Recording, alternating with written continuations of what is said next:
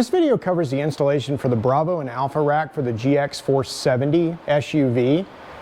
There are some common steps between the Alpha and Bravo as far as how the roof rack mounts to the vehicle itself, and most of the GX 470s that we've seen do have a factory roof rack. The first two steps in this video will be about removal of the factory roof rack and installing the foot base connection point for the actual roof rack itself, which are the same for the Alpha and Bravo. So no matter which roof rack you're installing, you need to watch the first two parts of this video first.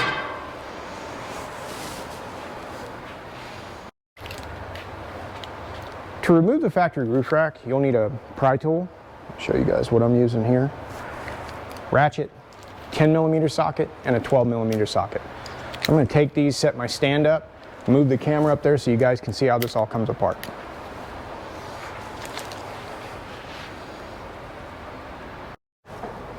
The factory roof rack for the GX 470 has two bolts at the front, one main bolt at the middle, and then two bolts at the rear.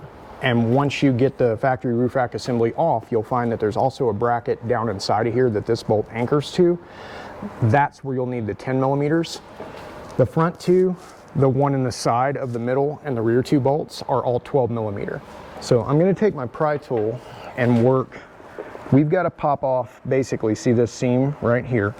We've got to pop off this trim panel all the way across here to access these bolts. I will tell you that these trucks are a little bit older now, and some of this plastic can be a little bit brittle.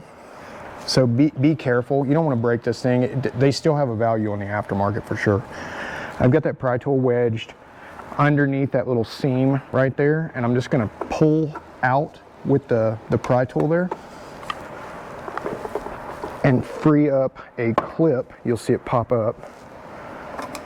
And then once I've got that part released, there's two tabs that slide under here, so don't just yank this thing off. You want to kind of push it in to the center of the truck to release these clips. Then you'll have that part off and you'll expose these two bolts. The rear is effectively the exact same thing in a little bit different shape, but if I kind of put that pick tool in there and slide it forward, it will naturally snap into this little weird seam in there. And that one came right off. So pop that guy out. So you see these retainer clips that it's got, those are locked in underneath this lip right here. That's why it's kind of a pain in the ass to get off. Don't do this. If this plastic's cold when you take it off, it's definitely going to just explode in your hand. The middle one, there's a cap. This back part here, you'll see a seam on yours. I don't know if you can see it in the video, but you'll see a seam on yours right here where this part back here is static. It's part of the rack and doesn't come off, but this front piece will pop out of here. This one's a little bit harder to do. I got my pry tool shoved in there, and this one did just click right out. So there's a connector tab right here and then one on the other side. And that's going to release, you'll see that bolt. And then again, there are the two rear bolts. So front two takes a 12mm and break them loose. There's a rubber ring gasket on these. I won't lie to you, on the other side when I took it apart, that rubber was dry rotted and it tore. But we're not going to reuse these factory bolts anyway, so I'm not super concerned about it. But you can see the old factory thread locker on them. So they may be super tight when you go to take them apart.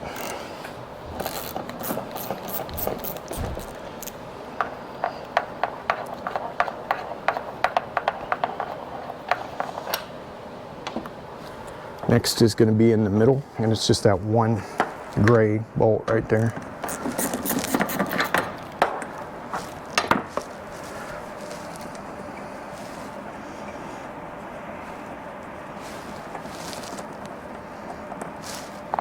And then finally the last two over here in the back.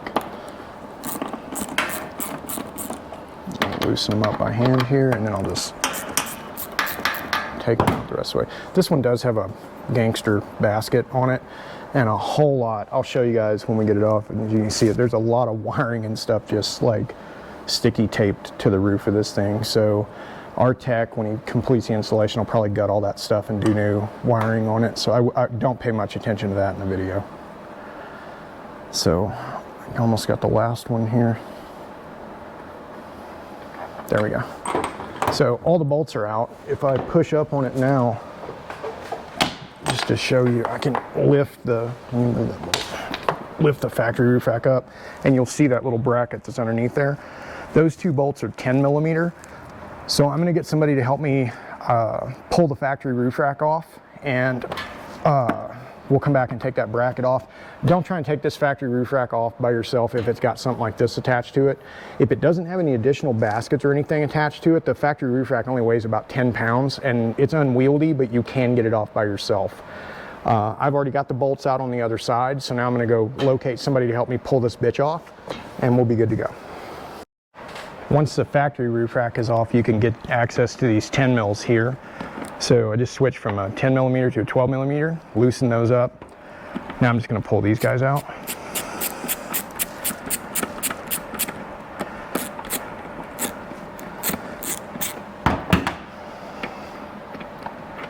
And an interesting fun tip, I don't know if you can see where this says R on it.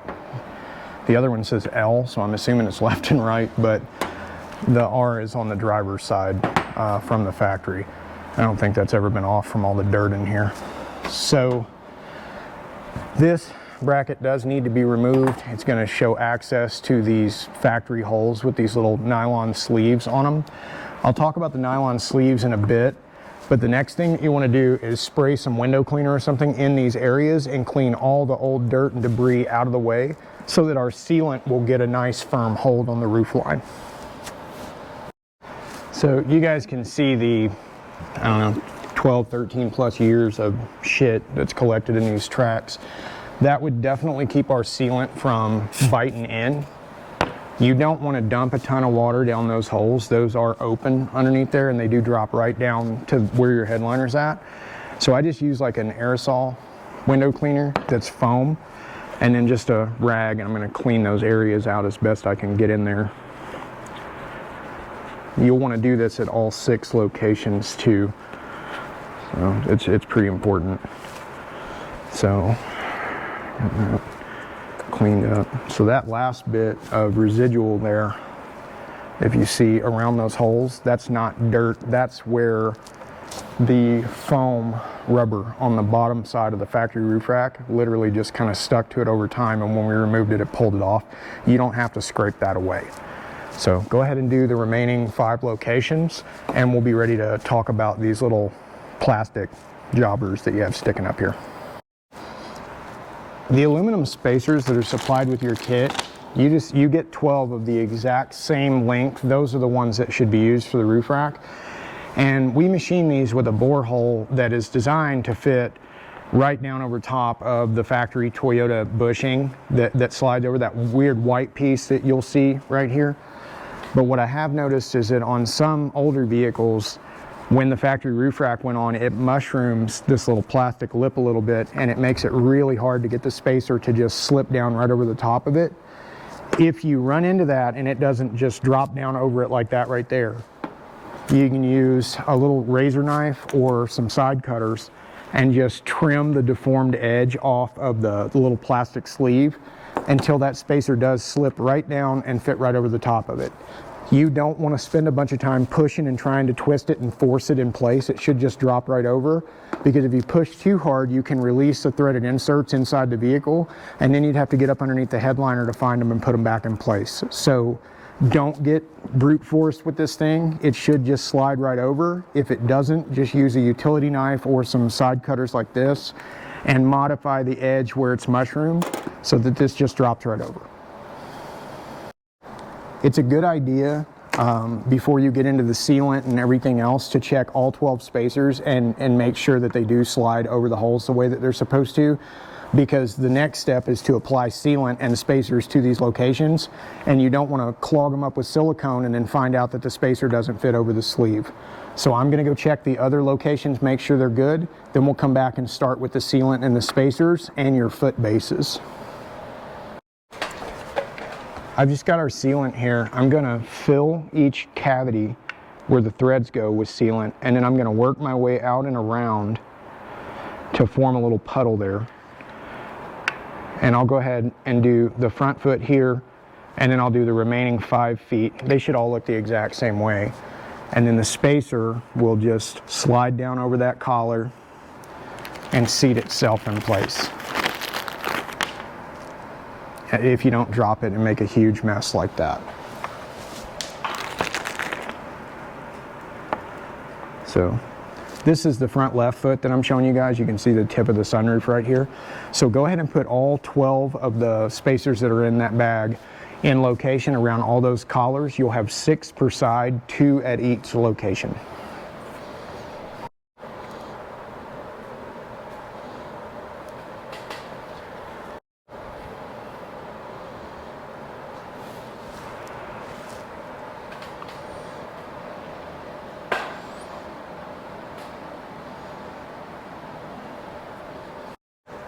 I've got all 12 spacers, so 6 per side. This is my front, my middle, and my rear, and then I have the same thing on the other side of the truck. You guys can see some of this leftover wiring from the old roof rack. Hopefully yours doesn't have something like this. So just ignore this through the install, and we'll have our installation techs go back and correct the wiring on this thing once we put the final roof rack on this vehicle. Make sure you have all 12 spacers in place, and then grab your foot bases and the rack to roof hardware, and we'll be ready to attach the bases at all 6 locations. You've got 6 main feet in your kit, and they all look like this. All these feet go at any location you want, so basically every location uses the exact same base. There's no front, rear, middle, there's no left, right. They'll be on like this on one side of the truck and like this on the other. And the hardware for this, what we're going to interface with first are these 2 smaller holes at the bottom, not these 4 up here.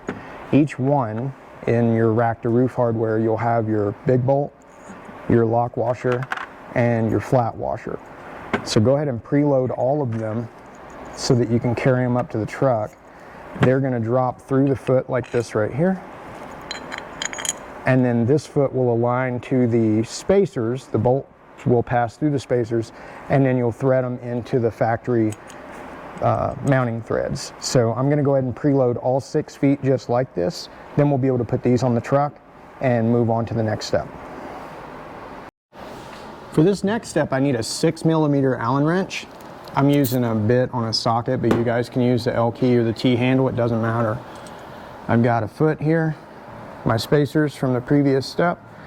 The angled faces the inside of the truck. Okay, so if you put it on like this, where the angled part is facing out, that is like where I'm at, that's backwards. Flip it around, the flat edge here should be even with the flat edge out here. Basically, that's how you make sure you have the right orientation.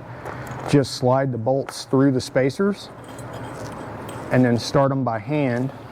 And once you have both of them started, you can go ahead and fully tighten these in place.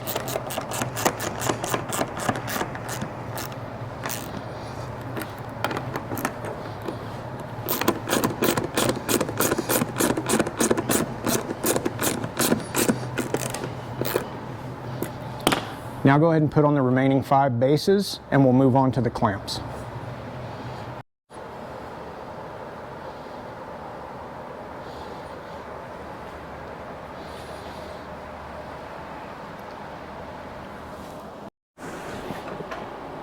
Before we mount anything else to the vehicle, we want to do some pre-assembly down here on our workbench. You have 6 of these in your kit. This is your load bar clamp. And your load bar will attach to the long slot here, where these smaller holes will align to the bases that you put on the truck in the previous step. Before we put these on the vehicle, it's easier to load them up down here on a workbench because they do have quite a bit of hardware here to anchor the little threaded inserts. So I'm going to reposition the camera and go over how to set this up, and then you'll just complete this step 6 times so that all these are put together and ready to go.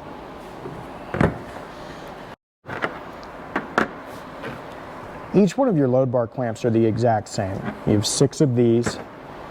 In the bag of hardware that says foot to load bar, you'll find a bunch of these bolts, lock washers, flat washers, and then an equal amount of these for the feet. You're also going to have your thread locker in your kit. You have to break the seal on this before you can use it. Pull that little collar off there, and then when you take the top and screw it down. Don't squeeze this tube right here. This shit will go everywhere. Just tighten that down, then take the cap off, and you'll have thread locker ready to come out. The important thing is to apply thread locker to the ends of all of the bolts in the foot to load bar kit, and you want to go 360 degrees around the bolt with the thread locker at about the last 5 or 6 threads, and allow this material to dry for 10 or 15 minutes. It cannot be installed when it's like liquid wet. It has to be air dried for 10 or 15 minutes so that it's gummy. This particular thread locker is more like a shock absorber for your nuts and bolts in your kit. So I'm gonna turn the camera off and go ahead and put the material on all of these, let that dry, and then we'll come back and I'll show you guys how to assemble the load bar clamp. My material's dry. I can touch it. It doesn't stick to my hands or anything like that. So I want to load each bolt with a lock washer and a flat washer. And each one of these clamps will have 3 of this hardware assembly.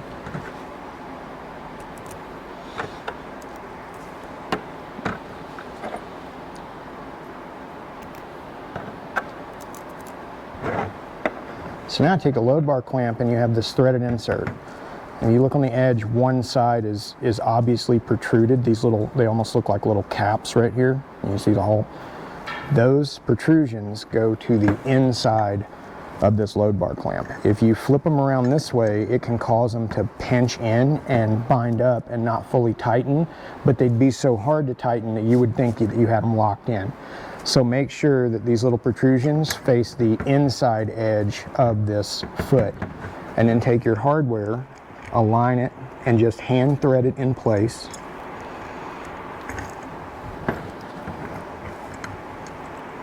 At all 3 locations, and you want to leave this loose so that this moves back and forth like this. The assembly of this roof rack is we'll put all these on the roof and then we slide the load bars across from driver to passenger side. So you want these loose enough that they don't get bound up and cause too much tension. It makes it way easier if you're putting this rack on by yourself. It's physically impossible to get the load bars loaded once these are tight. So assemble all 6 of your feet until they look like this and they move back and forth like this. Depending on which rack you're installing, if it's an Alpha or a Bravo, your hardware kit will either, in the Bravo, it'll have a bag that says foot to rack, and there'll be button head bolts like this right here. Grab one out. They'll look like this. For your Alpha rack, it'll be bag 8001.4, and you'll have some additional hardware in here, but you'll have hex bolts. This is because our hardware kits are now pre-packaged. We make them hundreds at a time to speed everything up. I've got to shoot these videos. I have to do a Bravo rack install and then an Alpha rack install, and then ultimately whichever hardware set that I use ends up being the rack that's going to stay on the truck. In this case, it's Bravo, so through this steps of the video, I'll be using the button head hardware from the foot to rack bag in the Bravo hardware kit. But if you were installing an Alpha, and I'll reference this a few times when I'm on the roof of the vehicle doing the connections, I'll show you guys the difference between the 2 sets of hardware. So if you're installing a Bravo, you need to grab a 13mm wrench, a 5mm Allen, and take your hardware and your load bar clamps to the roof of the truck. If you're installing an Alpha rack, you need a pair of 1/2-inch wrenches and your load bar clamps, and then carry those to the roof of the truck. So let's get up there and put some of these together and talk about the differences in the hardware and why we use what we use. I'm going to start with the front foot location. Remember I told you that all 6 of your feet are the exact same? That means that when I install them on the driver's side of the vehicle, these connection points will be facing the rear of the vehicle. But obviously when I flip them around and install them to the passenger side, the bolts will be facing the front. Please don't call and say you sent us the wrong feet. This is on purpose just to streamline our manufacturing process. It actually makes the rack stronger to be connected, one on one side of the load bar, one on the other. It prevents twist and increases the load capacity. So for the front foot, see how you have these 2 different sets of holes here, and then you have 3 holes in your actual load bar clamp. At the front location, I want to align the bottom holes of the load bar clamp to the top holes of this foot like this. I want this as tall as I can possibly get it. That's how much clearance we're going to have over the roof of the vehicle, which allows the sunroof to operate. So I'm going to grab my hardware and put this one together. I'll set the camera up so you guys can watch, and we'll talk about the differences in the hardware. I've got both the Alpha and Bravo hardware sets up on top of the truck with me right now. I'm going to show you guys the arrangement of the hardware for the Alpha rack, and then I'll have to pull that off and put together the Bravo assortment, because that's what actually goes on this vehicle. So for the Alpha, you've got your hex bolts, your flat washers, right? And then your nylon lock nuts. And if you look, the holes in the load bar clamp are much smaller than the holes in the foot base. That is to allow this foot to articulate back ever so slightly so that the load bars align parallel and they sit nice and flush, and it makes it really easy to adjust, make sure everything's not in a bind when you have it all put together. You want to pass the bolts through the smaller holes, and at the front location they would just go at the bottom here like that, and then put those exposed studs through the top holes, not these, but these, through like that. And then you'll come around on the back side and you'll put a flat washer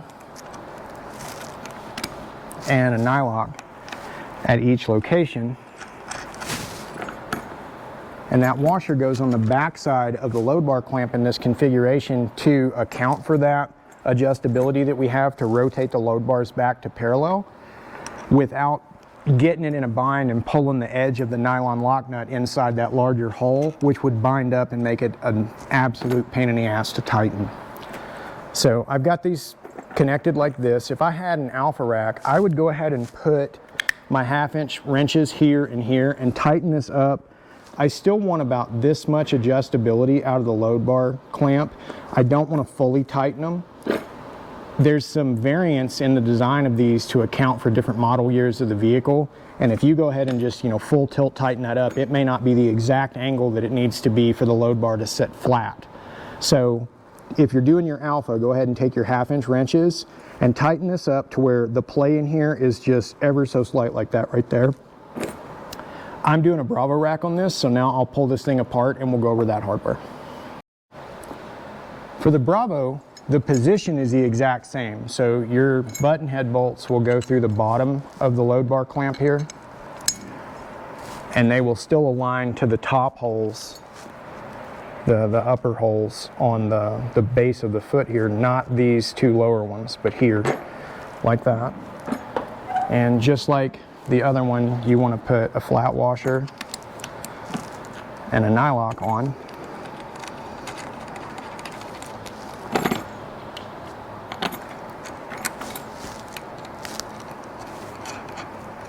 And then I want to go ahead and use a 5mm here and a 13mm behind it, and I want to tighten them up to take some of that play out. I don't want them completely tight. I still want to be able to jostle this up and down like this to help account for variances in the roof lines or anything like that. We want to make sure that everything is loose until the rack is installed and fully assembled. And then some of the last steps that we'll do are tightening up these bolts, once we make some measurements to make sure that the rack is actually square on the vehicle. So I'll use the 5mm here, 13mm here, and put some tension on this. If you're installing an Alpha rack, where I stop to show you guys the amount of tension and play that I still want, that would be the exact same on the Alpha as the Bravo.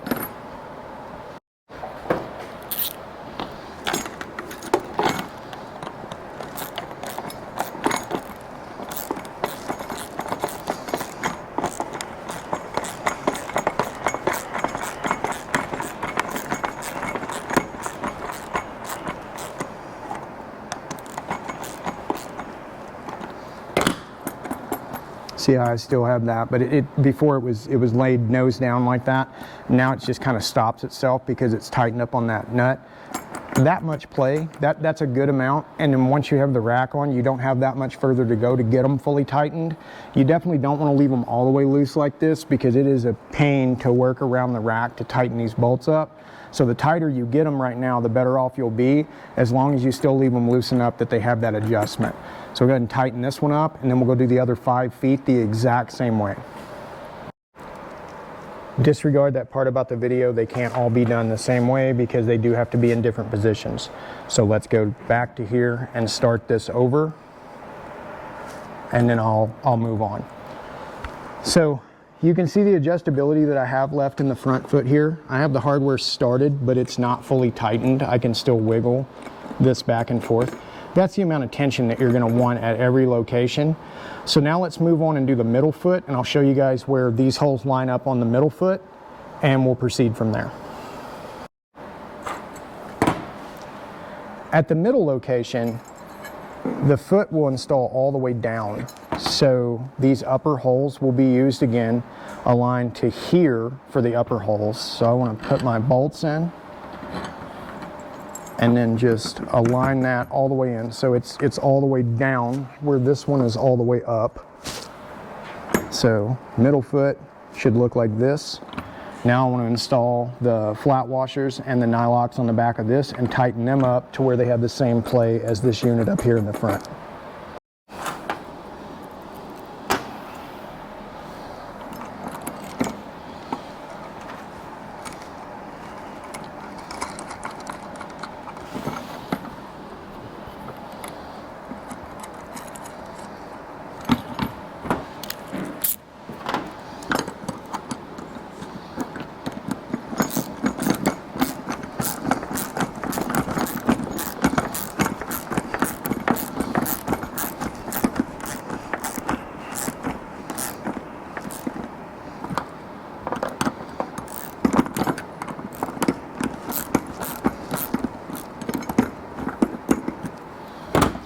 Got one of them tightened here, so you can see the play that we have here is about the play that we have here. So tighten up that other bolt, and then we'll move to the rear. The middle foot's installed, so you see again, bolts are at the top and the top, so the foot is all the way down in the middle. The rear foot will install in the same location as the middle foot, so it should be all the way down. You'll use these top holes here, and then you'll use the top holes in the mount base. So again, I just put the bolts through, line up with those top holes, and then I want to put the flat washers and nylocks on the back side of that.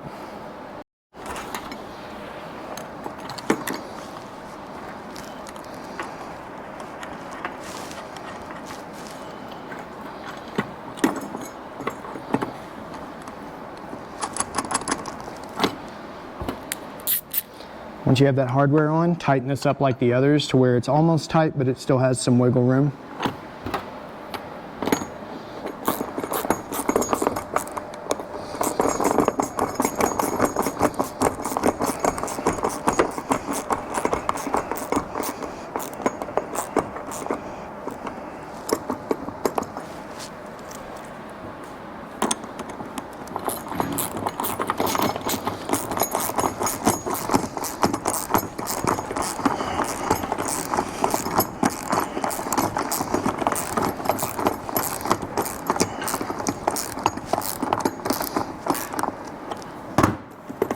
See where that's not moving? I've got that one a little bit too tight. So I'll just flip the ratchet and back that off a little bit. Now I've got my play in there. That's what I want until I'm done with the installation. To sort of recap, just to make sure that you guys get these feet in the right position, I've got the driver's side on, so I'll go over them one more time. And again, that doesn't matter if you're installing an Alpha or a Bravo rack. The position of the foot should be the exact same, just your hardware sets will be different. So at the front of the vehicle, you see the windshield and the hood, right? So this load bar clamp is all the way up, so the bolts are through the bottom of the load bar clamp and through the top of the foot base here. And I have play. In the middle, I'm all the way down. So my bolts are all the way through the top, all the way through the top on the back side, and I have that much play here. At the rear, same thing. The rear foot and the middle foot are the exact same positions, right? So this is all the way down. The bolts are at the top. Hardware's through the top of the load bar clamp, and those are sitting almost even with each other. That's to account for the slope of the vehicle. So I'm going to go do the same thing on the passenger side. Once I have all 6 clamps installed, we'll be ready to install the first 3 load bars. If you're following along with this, get all 6 of your load bar clamps on just like this and get ready to put on your load bars. Once you've got all 6 clamps mounted to the top of the vehicle and they're loose enough that they articulate, you're ready to install the first 3 load bars on the vehicle itself. Your kit ships with 9 load bars. They're not location specific. You can use any of them in any location. So grab 3 load bars and we're going to feed them over from one side of the vehicle to the other and align them to the threaded inserts on those feet that you assembled and installed to the truck. Your load bar is 2 inches wide and 1 inch tall. The 1 inch side here is what will align to the threaded inserts on these bolts up here. And back that out, make sure that's got enough movement. We're good. So I want to align the load bar to this threaded insert right here, like this, and then feed the load bar through it and slide it over to the other side, and I'll just rest it on that load bar foot up there. So it's really difficult to do this with a camera in your hand. There we go. So I'm going to push this across here so you can see I'm on the passenger side, so the bolts are facing forward. My threaded insert is aligned to the front of this load bar channel right here. Now I'll go over and do the same thing on the other side to get it to align. Then we'll come back and we'll do the middle and the rear. Then we'll be ready to hang the sides. Over there is where we started on the passenger side and slid the load bar over, and I've got it just sitting on this clamp. So kind of the same thing with the other side. I want to loosen this up to make sure that there's no tension on this threaded insert here. And then I'll push the load bar backwards, align the threaded insert to that channel right there, and then just feed it across so that that load bar is sitting like that right there. Now I want to go do the same thing here. So I got my camera set up a little bit better this time to show you guys. I'm just going to align it to the threaded inserts. I think I got that bolt too tight. Yep, there we go. If these are too tight, did you see how I didn't want to start in there? So just loosen them up by hand, and it should just float back and forth like this right here. And then set that up on the other side. Now we'll go align the other side over there the same way we did the front one. The middle location, so I just push my threaded inserts forward, slide that load bar back, push out on that to get that to line up to that channel right there, and then just feed that over to me. Eventually, you'll make sure that it's the same distance on both sides, but right now the paramount thing is to get all 3 of the first load bars on the vehicle so that we can anchor the sides. Now go do the rear. The rear location is the exact same. Just push the threaded inserts out so that it catches that channel, and then feed it over to the other side. Then jump to the other side of the vehicle and line that one up. At the rear, I push my threaded insert out, slide my bar back, line up the threaded insert to the side channel, and then feed that load bar across. So it should be sitting like this. At this point, I've got the back load bar, midsection, front section. They're all installed. They're still loose. I can still easily slide them back and forth. That's the way you want this to be. So if you've got all 3 load bars on it, we're ready to talk about the differences in the Alpha and Bravo rack and proceed from there with the video. So you can see behind me that we've got 3 load bars mounted up on top of the vehicle. They are still loose, right? I still have plenty of adjustment left to right, front to rear. This is about the part where the Alpha and Bravo start to diverge and become completely different roof racks. So at this point, if you're installing a Bravo, continue watching this video. If you're installing an Alpha, skip to the rear of this video. The guys will timestamp it down there for the Alpha rack so that you can start with your components that are specific to the Alpha rack and get it thing mounted up on the vehicle and get ready to go.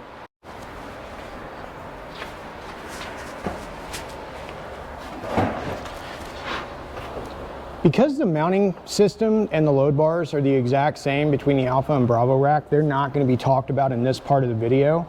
That's the first thing that you're going to interface with when you do your installation. So you want to go to that part of the video where we talk about removing the factory rack and putting on the mounting system and the first 3 load bars to your kit before you arrive here at your Alpha assembly. So in your kit, you have your windscreen. And your options for this can vary. You see that this one's a no-cut. It doesn't have any extra machine marks or anything in it for the lighting. You've got your Groove Tech, which are the thicker plates with the rib nuts installed to them. That's where you're going to anchor your armor in place. And then you have your armor panels, your grab handle kit, and your master hardware pack. So we're going to start by anchoring the Groove Tech to the first 3 load bars that are on the roof. So I'll reposition all this stuff. We'll get the hardware for that task out and go over the Groove Tech, what you can and can't do with it, and how it mounts to the vehicle. The Groove Tech that ships with your kit, that's the core strength of your roof rack. It's a 1/4 inch piece of milled aluminum, and it has factory installed rib nuts for the armor attachment locations. For the Groove Tech, there is a driver and passenger side. They have part numbers scribed on the ends of them, but the easiest way to know is that the flat side of the rib nut faces the outside of the vehicle. The snout end, where this piece tails down and has all this material gone right here, this is the front of your Groove Tech. So this faces the front of the vehicle. That piece is your passenger side. This would be your driver's side. If you notice, the protrusions are sticking up, basically when I'm holding it like this, or facing the sky. The fat side of that rib nut should face the inside of the vehicle. So that makes this the driver's side. And again, the collapsed snout here is the front of the roof rack. The first step is to get the driver and passenger side Groove Tech mounted to the 3 load bars that are on the roof of the truck. Everything else anchors to the 2 pieces of Groove Tech.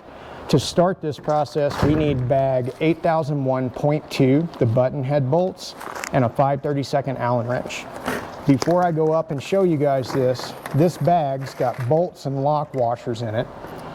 Each load bar will attach at these machine slots in the Groove Tech here, and each location will get 2 of the bolts. So you'll have each end of your load bar is threaded, so you'll have 2 bolts at each of these locations. They'll be 1 inch apart, and you'll be able to adjust the load bars where you want them to be in 6 of the locations. So I'm going to get my Allen wrench, my hardware. We'll put the passenger side on first, then we'll do the driver's side.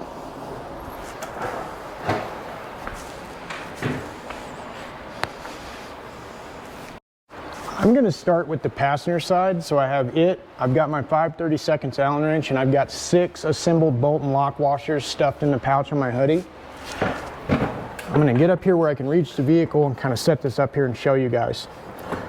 The front 2 slots that are machined for load bars will stay open to locate this in the right location.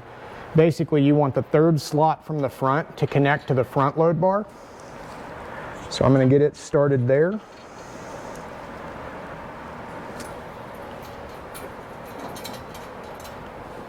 And then I'll come back, and it's the 2nd slot from the rear to anchor the rear load bar.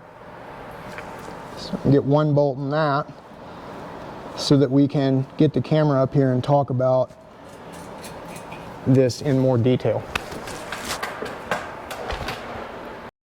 My front location, see how this one stays open, this one is open, and then I come to here. So it's the 3rd one from the front. I've got 1 bolt in here now. I'll install the other bolt there. So let me see if I can do this with a camera in my hand. Sometimes it's a little tricky. And you guys notice throughout the whole video, I'm really putting everything together by hand. I don't use an impact on this stuff ever. All these components are aluminum. all the hardware, some brand or form of stainless steel. It's a really bad idea to use impact wrenches on this stuff. You strip something out, your install's pretty much shot until you can get spare parts. So the front load bar, see how I can adjust in this slot here? I want to make sure that it's pushed all the way forward. That's the locator to make sure that the roof rack sits on the roof at the right location. Everywhere that you're going to attach a load bar to the actual groove tech to get it hanging on the vehicle, that slot location will be all the way back like this right here. Not like this, but like that. So it'll be like that here. It's going to be like that at the middle load bar, and it'll be like that back here at the end. So I'm going to get the rest of my bolts started for this side, and then I'll come back and show you guys how to tighten them up.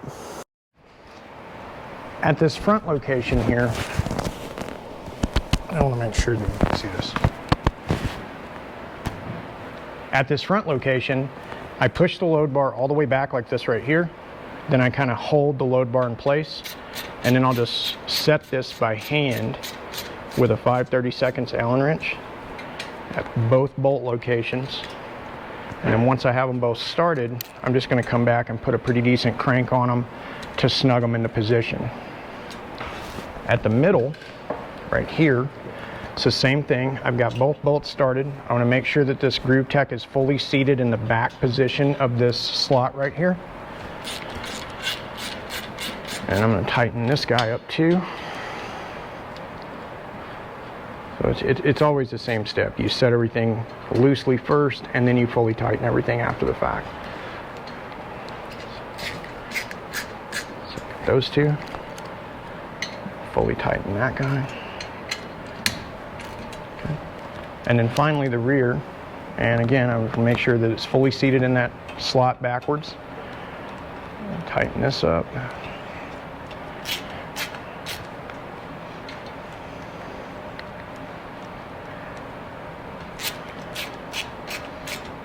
And then this guy right here.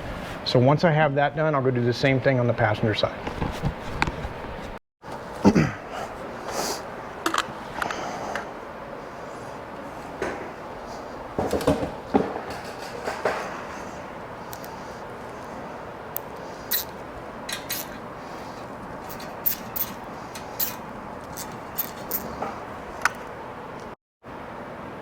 So I think it becomes pretty obvious at this point that the fucking beard was in the way from that camera angle. So we either need a chest rig or a dedicated videographer. So this reshoots that step of where the load bars go.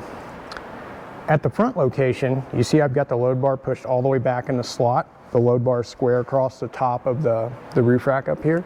I'm just going to take my 5/32 now and snug these down.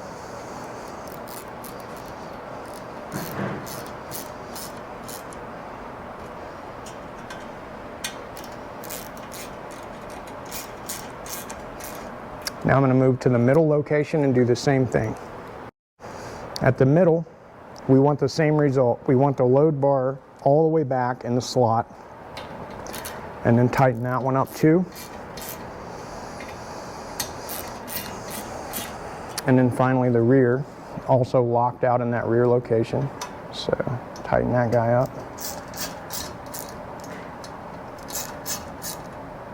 And you can see my rib nuts are flush on the outside and they're protruded on the inside. That's the right orientation for this, with the snout up here being at the front of the vehicle. So now I'm going to go put the driver's side on, then we'll come back and talk about the remaining load bars. So now you guys can see that we've got the groove tack on both sides of the vehicle. And now I'm ready to use the leftover hardware from that bag to install the midsection load bars into position. We will not be installing the front load bar or the rear load bar yet. They take different hardware, and I'll explain why. But next I'll take 1, 2, 3, 4 load bars, set them up on top of the vehicle, grab that remaining button head hardware in my 5/32, and we'll set these in place to bridge the span between the driver and passenger side of the truck. So the 4 intersection load bars will align to the remaining slots that you'll find across the top of your roof rack.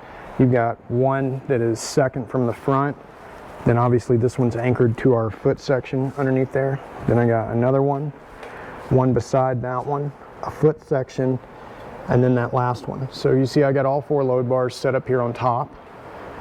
I'm going to use that same button head hardware in 5/32. I'll align the load bars to these slots and start that hardware.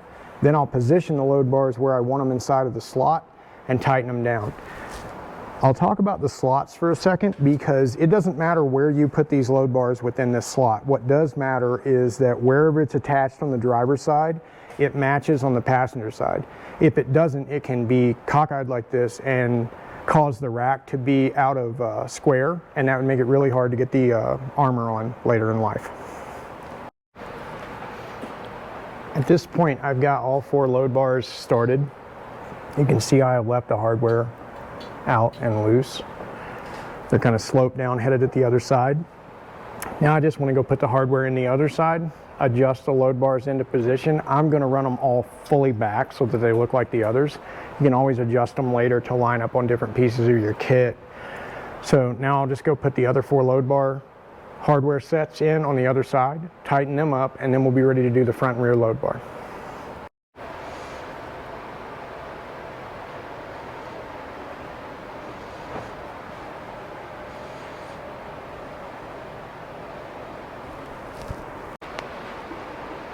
Next, we'll install the rear load bar. It can be installed vertically or horizontally, so I'll set the camera up and show you guys the difference between the two and talk about which one you would want to do and why. But you'll need the hardware from 8001.1. These are hex bolts, and you'll need a 7/16" socket, ratchet, or wrench.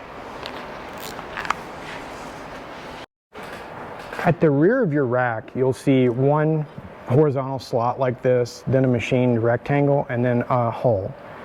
We are not talking about this hole. This hole is for an optional wiring harness, which I'll talk about before we put on the armor.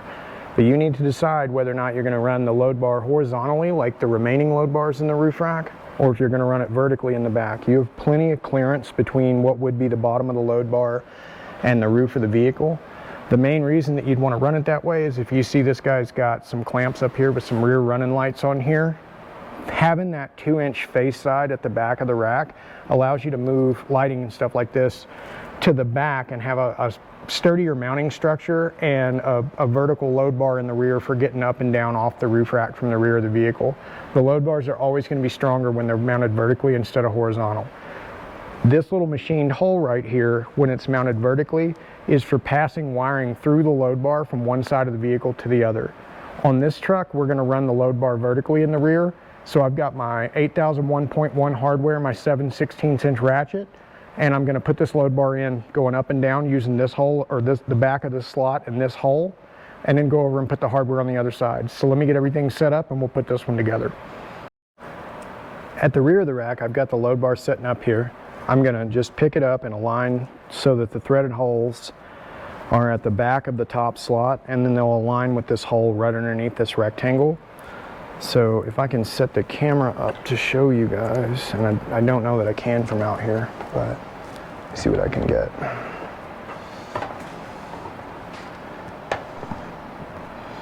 There we go. So each location, each threaded insert hole is going to get a flat washer, a lock washer, and then that hex head bolt. And you guys are on the inside of the rack right now, so you can't really see where I'm lining this up, but I'll move and show you when I'm done. So again, the first one started there, and then the second one.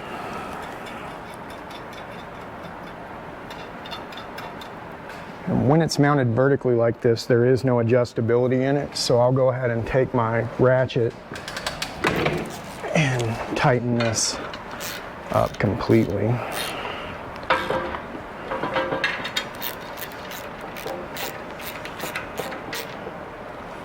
Now, I gotta go over to the other side of the rack and do the same thing with the leftover hardware. But in this orientation, the wiring would run through this rectangle if you were installing any. That keeps it hidden from one side of the rack to the other, and protected from stuff that would happen back here at the back of the vehicle. If you're running it in the horizontal location, like this guy, the wiring would pass between the two hex head bolts. One would be here, one would be here, and the wiring would pass through that little slot right there. Let me go put the other side together, and then we'll go talk about the front. With the rear bar mounted vertically, you can kind of see I've got, I don't know, give or take 1.25 inches or so of distance between the load bar and the roof of the vehicle. Most of the other locations we have no less than 2 inches, which should leave you plenty of room for your rooftop tent clamps, protruded hardware, and stuff like that. So in the vertical position here again, plenty of clearance, and now we're ready to go up and do the front. So I've got my front load bar just sitting on top of another load bar so that it's up here and easy to get to. You have the same option at the front of the rack that we had at the rear of the rack. You can mount these front load bars either horizontally like all the others or vertically in different positions away from the windscreen. The reason that we offer that is, let me shoot that again, I ran out of breath. You have the same option at the front of the rack as you do the rear. You can mount the load bar horizontally like the others, or you can mount them vertically in these positions here. And the reason we offer that is, like I said before, the load bars are infinitely stronger vertically than they are horizontally. And in some applications where you're running the larger light bar setups like the LP6s, LP9s, the huge KC lights and stuff like that, those lights add up pretty quick in weight. And it's nice to be able to secure them to a load bar mounted vertically. It just takes away some of the vibration that you may get when you're on the trail. So in this one, we're not installing lighting, so I'll be installing it horizontally in the top slot. But I'll get the camera down and show you guys that you have the same features here as you do in the rear. At the front, you've got the horizontal slot. You have the rectangles here for passing wiring from one side to the other, and then you have the lower connection point here. So if I was mounting the load bar vertically, setting up and down like this at the front, I would pass the wiring through one of these rectangles depending on where I have this thing at, and it'll pass through the channel of the load bar here out to the other side of the rack. Keeps all your wiring nice, tight, and concealed if you're getting into that kind of thing. But for this truck, like I said, we're not doing a windscreen, so I'm just going to install it across this horizontal slot. So same hardware as the rear load bar. It should come from bag number 8001.1. You'll have your bolt, lock washer, and flat washer at each location, and there will be 2. I'll get this one in, we'll go over and do the other side. I got the hardware started on both sides, but you can see I left it loose so I can just slide it back and forth. My next step is to install my windscreen, and it's nice to be able to push this back out of the way to get tools in here to tighten up the windscreen when it connects to the Groove Tech. The reason that we give you guys 7 16-inch nuts on these instead of the button heads on everything else, when your armor is installed, it conceals the hardware for the front and rear load bar. And if you ever wanted to adjust this later in life, you could just use a 7 16-inch wrench to loosen them up, adjust the load bars where you want, and then tighten them back down. It helps for lining up with gear and different lighting assortments. So next we'll move on to the windscreen. There are a lot of options for lighting for our splitter windscreens. I choked. Let's do it again. There are a lot of different options for the lighting in our windscreens. This particular vehicle has a no-cut option, so there's not any extra machine work or holes in the front windscreen. We'll be using bag 8001.3 hardware, a 5mm Allen wrench, and a 13mm wrench to install the windscreen. If you're installing additional lighting to your windscreen, be sure to check out our video on windscreen lighting guides. And we go over all the different options that we have for windscreens, mounting lights into them, using them as deflectors for windscreens, and things of that nature. Fuck. All right, let's shoot that again. My phone went off. Cool. There are a lot of different options for the lighting when it comes to our windscreens. This particular vehicle has a no cut, so there's no additional machining done to this windscreen because he's not going to run a light bar in the front of the vehicle. We'll be installing this windscreen with the hardware from bag 8001.3. A 5mm Allen wrench and a 13mm wrench are all that's needed to complete this step if you don't have lighting. If you do have lighting, be sure to check out our video on windscreen lighting. We go over all the different options that we offer for light installation, as well as how to do it, how to aim it, and even a little bit of wiring.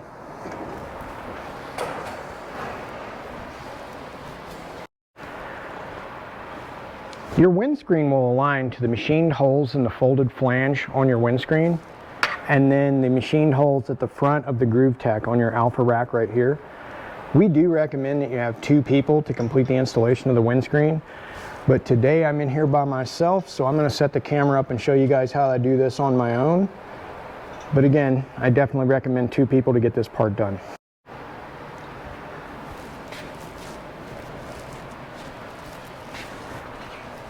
So I'm going to start by putting the 2 bolts on the driver's side through the machined holes on the groove tech.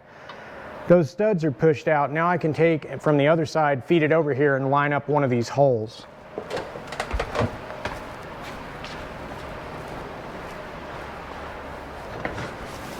So I can grab the windscreen. It installs like this. Kind of reach up underneath there and look. Line up the bolt to the hole. Once that's anchored on that side, I don't have to worry about it. I can line up the other hardware.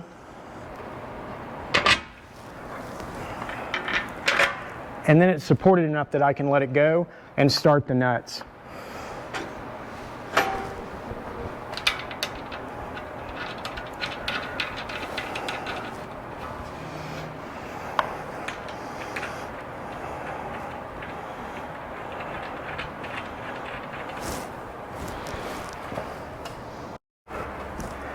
You'll notice that the windscreen sits to the inside of the groove tech. I just push the bolts through, aligning both sets of holes. See if I can get my camera in here and show you guys. Nope, not at all. So I aligned the bolts to these sections right here. Then I just reach around the backside in here and put on the nylon lock nuts. Then I'll use a 5mm Allen on the outside, a 13mm wrench on the inside, tighten this thing into place, and then go tighten up the other side. So with the windscreen installed, you can see how it just hugs the contour of the roofline of the vehicle, but it doesn't actually come into contact with the painted surface of the truck. The last step that I want to make up here before I move on is, remember that we left this front load bar loose so that we could move it back and forth to get to the hardware.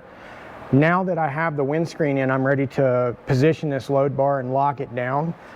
Even though it can be installed anywhere along this slot, if you're running the rack without anything loaded on top of it, we strongly recommend that you push the load bar all the way forward to that position so that it's closer to the windscreen. That's going to be the quietest configuration because the windscreen overlaps where this front slot is in the load bar, and that's where a lot of noise would come from if you had this back with nothing else on top of the roof rack to get in the way and block the wind. So at this point, I've got the feet on, load bars are in, groove tech's installed, windscreens on the vehicle, all that's tightened up. For this next step, you're going to need a tape measure, a little scratch pad to write some numbers down on with, 5/32 Allen wrench. We're going to set the load bar clamps now and adjust the rack left to right on the vehicle to make sure that it's centered.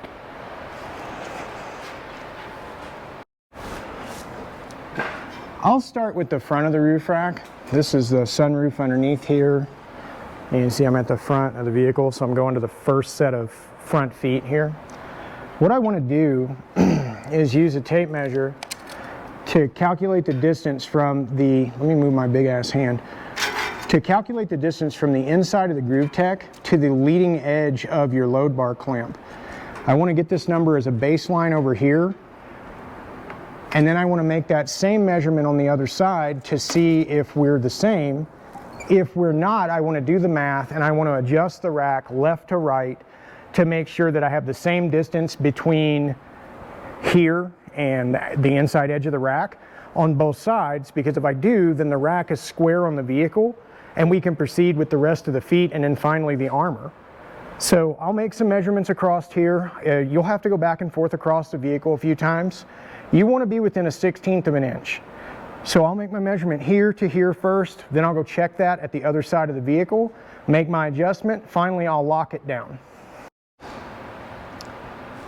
My baseline measurement on the passenger side is just at 3.5 inches. You can see my numbers in there. So now I want to go make the exact same measurement on the driver's side and then compare the two and make my adjustment. On the passenger side, I was 3.5 inches.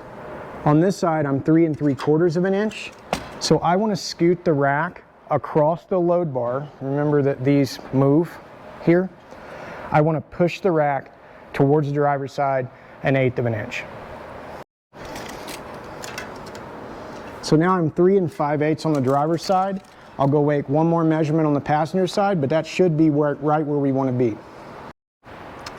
I verified the measurement on the driver and passenger side both. I'm back on the passenger side now, and I'm at 3 5/8 of an inch from the inside of the groove tack to the outside wall of the load bar clamp here.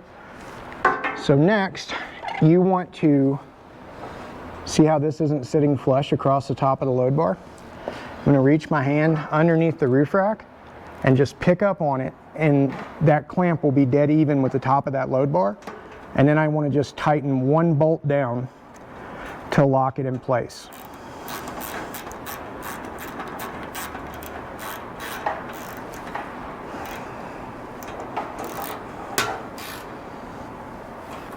So that's a 5/32 Allen wrench. I've got the passenger side lock flat. Now I'll just go over and do the same thing on the corresponding foot for the driver's side. Then you'll repeat that process at the middle and the rear of the rack. So I've measured and adjusted my front set of clamps. I'm flush to the top of the load bar on both sides. I've only tightened up one bolt so far. Now go back with your tape measure, go to the middle set of feet and do that exact same process. Tighten one bolt on each to hold it in place, and then go to the rear of the rack and do the same process again. That'll ensure that the feet are locked in, centered on the vehicle, which will automatically center the roof rack. Then we'll be ready to come back and tighten the clamp feet. Before I move on with the rest of it, I've got all the feet tightened up now. So remember that when you did this, you set one bolt at each location all the way around the rack. Then I've come back after I've done it all and tightened up the rest of them. You always want to have these tightened before you tighten the actual foot clamp bolts, because this sets the left to right, and then there's very little adjustment left in here past that point. So once you tighten them up, the roof rack is anchored. Just for reference, and this will vary from vehicle to vehicle, I got 3 5/8 at the front, 4 inches at the middle foot, and just under 4 1/2 at the rear foot. It's totally normal for that number to be different, because if you look, the drip rail that you're mounted in starts to curve out towards the front of the vehicle. So your number at the front is never going to be the same as the number at the rear, and your numbers may differ a little bit from what I got here in this video, just because there are manufacturing changes from one year model to the next. Once you have all that done, we're ready to go back and tighten up the clamps. Like I explained in the foot and load bar clamp section of the video, ultimately this vehicle gets a Bravo roof rack on it, but I'm using the same vehicle to shoot the Alpha rack. To tighten up the clamps on your Alpha rack, you would be using a pair of 1/2-inch wrenches, which won't give you any trouble getting in to access the front and the back of the fastener and torque those down, your hex head bolt and your nylon lock nut. But on this particular vehicle, because eventually this gets a Bravo on it, I'll be using a 5mm L key and a 13mm wrench for this, just because the hardware sets are different. In an effort to get these things to market as fast as we can, some of the hardware sets I work with the stuff that's actually going to be on the vehicle and not what might be in the hardware kit for each specific rack. So you see that I have the button head bolt on the outside and the nylock on the rear. During your Alpha installation, the head of this bolt will be a hex head, and you would just simply put a 1/2-inch wrench on one side and a 1/2-inch wrench on the other, and then operate the wrenches to tighten that hardware in place. Again, this gets a Bravo rack, so I've got the button head hardware assortment in here, and for that I'm going to need a 5mm L key and a 13mm wrench on the back side. So where the tools would be different for you guys, the application here is the exact same.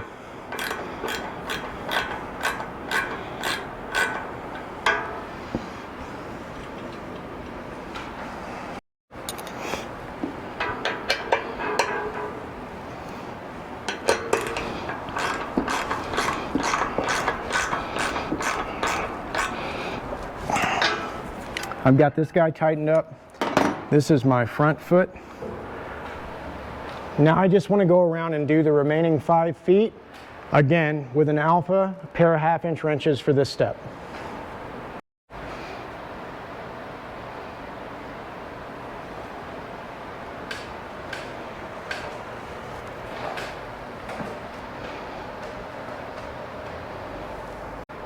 Once you've got all 6 feet fully connected between the load bar clamps and the base feet on the driver and passenger side, we're ready to discuss what this hole underneath the seam pod for is and the remaining hardware with the 2 additional feet that you have in your hardware kit. Before you put the armor on the vehicle, if you're going to do any wiring for your optional seam pods, rear lighting, or front light bar lighting, this would be a great time to go ahead and complete that lighting before you install the armor panels. The Alpha racks have some concealed features to expedite and make wiring a whole lot easier. I'm going to show you guys a couple of those in detail, and then we'll be back to putting the armor on the vehicle with the grab handles and finishing up the installation. Your Alpha rack was actually born for integrated lighting. If you follow your Groove Tech along, you're going to start to see some little machined holes. There's one here, here, here, between this handle point, here, here, here, and then one at the rear. Those are perfect attachment points for anchoring wiring to one side of the rack or the other. You have those same holes on the driver and passenger side. Those holes allow you to anchor our optional quick wire harnesses. You can do this on your own and attach your wiring through there. When we put the front and rear load bar on, we talked about the machining that goes into the Groove Tech to allow you to pass wiring discreetly from one side to the other. You have the ability to wire an Alpha rack, and from out here or looking up, standing up, looking down on the rack, you would never see any of the wiring. It keeps it completely hidden. It's totally protected. And if you're going to do a lot of wiring on it, the Alpha rack is definitely the right decision. It's the only roof rack on the market that was built around wiring and lighting integration. If you're installing the optional seam pods into an Alpha rack, at the front you're going to notice it looks like the same seam pod knockout that's in your armor. This is just here for clearance, but in order to have rigidity at the front of the rack without drilling additional holes in the drip rail, we've got added material in the Groove Tech down here. So if you're installing seam pods with rock lights, we're going to ask you to knock those out. You chew them out with a hacksaw blade or a little set of side cutters and a file. There's a real thin sliver of aluminum. You'll see 3 of them on each of those locations on the driver and passenger side. You'll need to trim those out to have clearance for your seam pod to nest in when you go to put the armor on the vehicle. The rear location on the Groove Tech doesn't require that. There's simply a notch back there because there was a lot more surface area and it's closer to an anchor point on the vehicle. When it comes to the armor for your Alpha rack, there is no designation between driver and passenger sides. The 2 pieces really are a mirror image of each other. So you can put either one on either side of the truck. It doesn't matter. You can't really get that wrong. The gills that are machined in the front of the armor, those are the front. The narrower section would always be the rear, and that will become blatantly obvious if you try and put it on the vehicle the opposite direction. Not only will the rib nuts not line up to anchor everything in place, but the rack would come into contact with the vehicle. And I feel silly for even having to say this in a video, but man, yeah, you really have to. Just like with the front Groove Tech, if you'll be installing seam pods into your armor as part of your installation, you'll want to complete the trimming of these knockouts prior to putting the armor on the vehicle. To do that, you just chew out, see those little fingers right there? You chew out each of those little fingers and then grind them down flat with a file, and that becomes the perfect opening for your seam pod.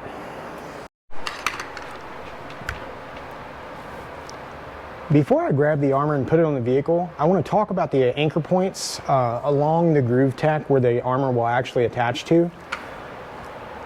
At the very front, you've got one of your gold-colored rib nuts. This is going to be your front anchor point for your armor. The next 2 holes, the center 2 holes, the 2 holes to the left of the middle ones, all 6 of those are used for your grab handles. Each grab handle is going to take 2. And then finally, that rear hole is the rear anchor point for your armor. So I'm going to start with the front and rear anchor point on the passenger side, and then we'll go do the driver's side, and then finally we'll talk about the handles. To attach the armor at the front and rear of your Groove Tech, you're going to use the hardware from bag 8001.5. Each location is going to get a bolt, a lock washer, and a plastic spacer. And it's important that the plastic spacer goes between the armor and the Groove Tech. So take your bolt, lock washer, that'll slide through your armor. Then the spacer will be on the back side of the armor here, and then finally this part will go into the rib nut in your Groove Tech. So I'm going to get my hardware ready for the front and rear of the vehicle, and then we'll put up the passenger side of the armor. My front armor attachment point, if you locate the gills, it's the last hole at the front of the armor up here. So I just slide the bolt through there like that. Then I'm gonna put a spacer behind the armor, and then I'll lift it up and attach it to the front of the truck while I support the rear with my other hand.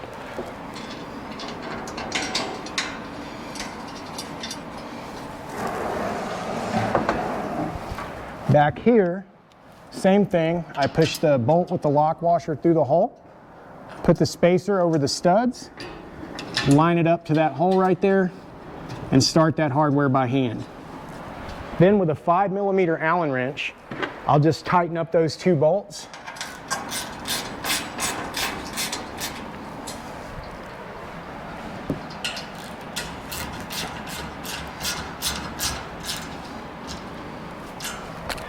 And then I'm ready to go put the driver's side on.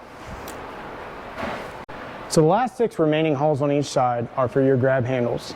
You need to tie the handles before you put them onto the roof rack. You cannot do it once the lace plates are mounted to the truck. I've tried. All of the grab handles in your kit will attach with the same hardware set. You're going to find that hardware in bag 8001.6.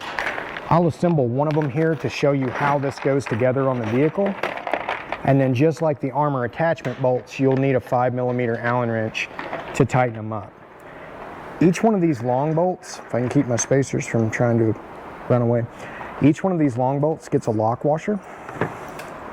Then push your handle down to access this hole, drop that bolt through there. It's going to be the same thing on the other side. So you've got an assembly that looks like this. Go ahead and slide a spacer over the studs of each bolt. At this point, it's ready to go through the armor. But as it goes through the armor, just like with the armor and groove tech, you need to put a spacer between the armor and groove tech like this. So this open spot here is where your armor would set, and then this goes between your armor and groove tech. Then just start the threads by hand into the rib nuts and then tighten them in place with a 5mm Allen wrench. I've got one grab handle started here so you can see where that assembly was like we did it on the table. And then in between you can see the other spacer between the groove tech and the armor. So once you have it to that point, you just tighten that up with a 5mm Allen. And once it cinches up like that, you just want to lock it down to set that lock washer. Do the same thing on the other side here.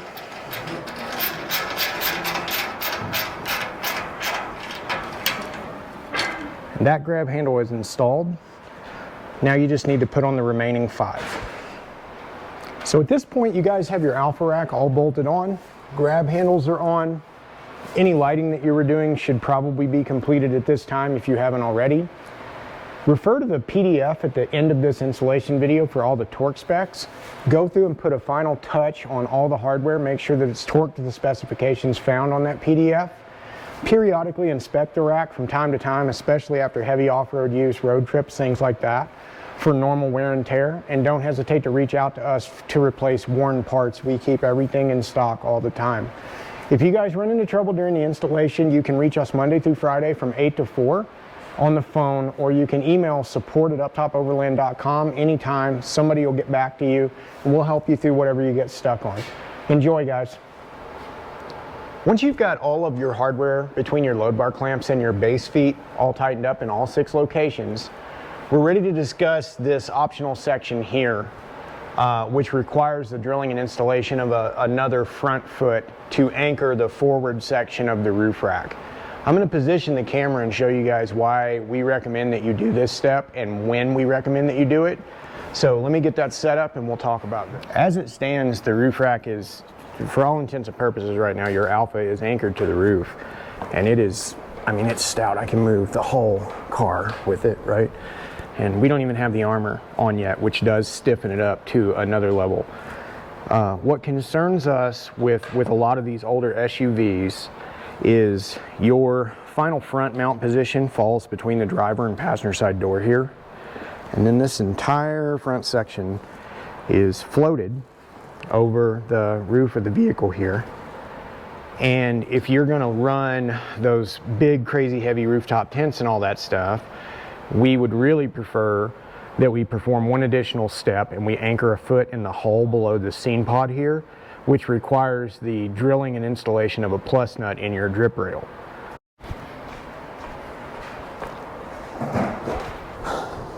Because of the design of the factory GX 470 roof rack, the front 24 or so inches of an Alpha or Bravo rack on the GX 470, it floats, it's not supported. You're anchored in 3 additional spots per side, but in engineering we feel that in order to support the great big heavy rooftop tents and all the other stuff that you guys will take this thing out and do with it, especially the larger lighting setups and stuff in the front end, that it's a really good idea to anchor the front of the roof rack towards the windscreen of the vehicle in that drip rail. And to do that, you're going to need to drill and install plus nuts to anchor this last little bracket on the driver and passenger side. I'm going to show you how to do that, but we left this as an optional step because depending on what you're going to do with the roof rack, it may or may not need it. If you get it installed and you find that you've got vibration in the front end or a little bit more wind noise than you wish you had, you're going to want to come back and complete this step. These brackets and the kit to install this are included with every GX 470 rack that we ship. And internally we do recommend that you just do it as part of the normal installation.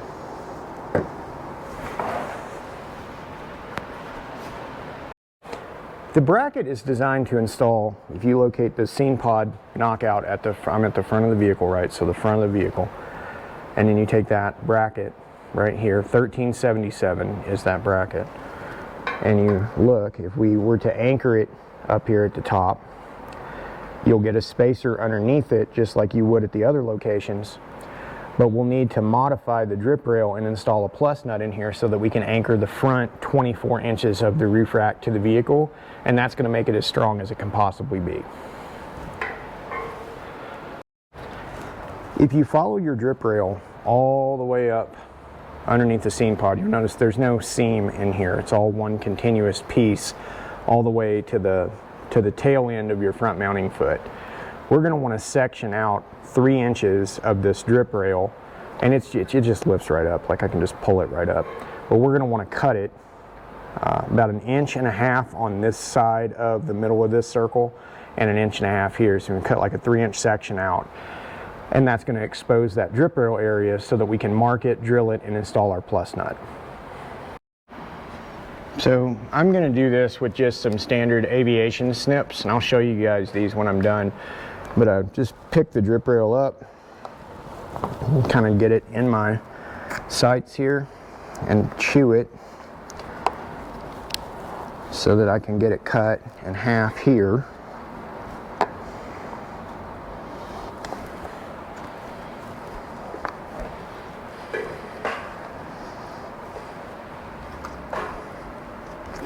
There we go. Now I can get a big bite on that guy.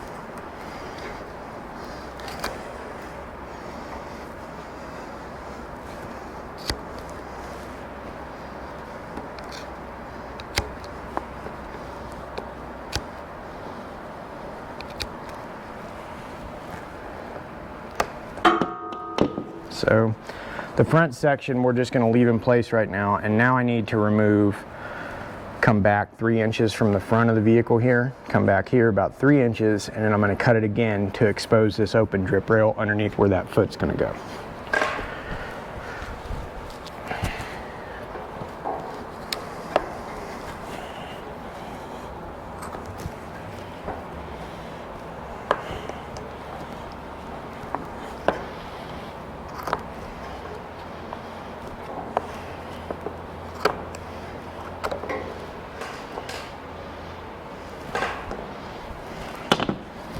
Okay, so you can see I've got this area open in here.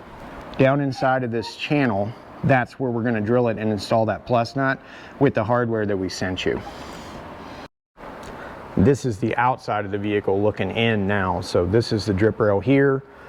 This is the section that I cut out. And this is what I cut them with, which is just a standard cheap pair of, they call them side cutters, aviation snips, 10 snips. You can find them at every Lowe's and Home Depot in the country. So I want to go do the same thing on the driver's side, and then I'll show you guys how to attach the foot, mark the hole, and then drill it and install the plus nut. The camera is set up on the inside of the rack, like the sunroof is right here. The outside of the rack is out here where I am. The foot goes to the inside of the roof rack. I'm just push the bolt through the hole, align the slot in the foot, and I want to start this hardware, but I don't want to mount it and I don't want to tighten it up yet, because I want to be able to push this back to get it out of the way to clear that slot to mark the hole. If I show you guys now, you can see that if the bolt's all the way in and the bracket was where it was supposed to be, that would be in the way and I can't get a marker in there, right? But if I push that back, it holds it where it's supposed to be, and I have full access to that drip rail so that I can stick a marker in there and mark that hole. So you don't have to reach down through the slot to mark it. I'm on the outside of the vehicle right now, and I'm just going to go in the middle of my area here and mark that section across there. You guys have 1 inch of slot in the front of that bracket there where it'll actually anchor to the vehicle. So you can afford to be off by, you know, 1/8 of an inch, 1/4 of an inch here. The science isn't as important as the application. So as long as I have it marked in the general area of the middle of that bolt hole, I can now move this foot out of the way, drill the hole, and install the plus nut. We provide you guys with the final drill bit size to make this hole. What we don't provide is a pilot bit. I'm using an 1/8 inch drill bit, and I'm just aiming at the middle of the drip rail from driver to passenger here, right? But I'm lined up on that black mark that I made, and I'm just going to drill my pilot hole. And it's a fairly soft metal. This truck drills really easy. So once I have my pilot hole, I want to swap out to the large drill bit and stop collar provided in your kit. So now I'm going to show you how to assemble that and how to use that tool. In your hardware kit, you're going to find a 23/64 drill bit and a stop collar. Stop collar has a set screw on it. Use an 1/8 inch Allen wrench to back that set screw out to provide clearance for the drill bit. Feed the drill bit in, leave about 3/8 of an inch exposed out here on the end, and tighten the stop collar up. This is designed so that this will aim at the pilot hole that you just drilled. It'll chew the metal, drill the hole for the plus nut, but when it bumps down and hits this collar, it'll automatically stop in that drip rail. So that's as far as it ever goes into the vehicle. Doing it this way allows you to drill this hole blind. You don't have to take apart the headliner, you don't have to pull out the drip rail, you don't even have to look in this area.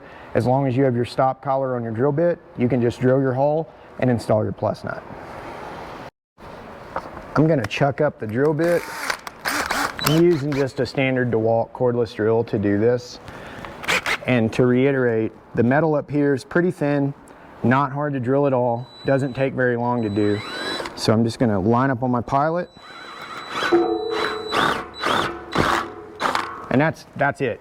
That's all the pilot hole that I need. So what did it take, like 5 seconds to even do that? So now I've got the clearance hole for the plus nut. The hardware that we're providing you has a plus nut, one for either side of the vehicle. Then you're going to find a long bolt and 2 washers. You can set this plus nut and collapse it, like crimp it in place, with just a standard pair of 10mm wrenches or a 10mm wrench and a ratchet. Take your bolt, put a washer on, put the closed head side of the wrench over the threads of the bolt, apply the next washer, and then just hand thread the plus nut in place. So it should look like this right here. Now I go line this up on the vehicle, push this down into the hole that we drilled, it'll set flush, and then use a ratchet or another wrench on this bolt and just operate them by pulling them towards you to tighten them up. And as you do that inside the vehicle, what's happening is you see these fins here, these slits. This is pulling this bottom section up, and as it's doing it, it crimps these and explodes them out into like an X. And that bites underneath that drip rail and gives you a very strong anchor for the bolt that'll secure the front of your roof rack. I align the plus nut to the hole that we drilled, and you'll find it's pretty tight, like it doesn't want to just drop right in. That's the perfect size. So I'm just going to bump it with my ratchet.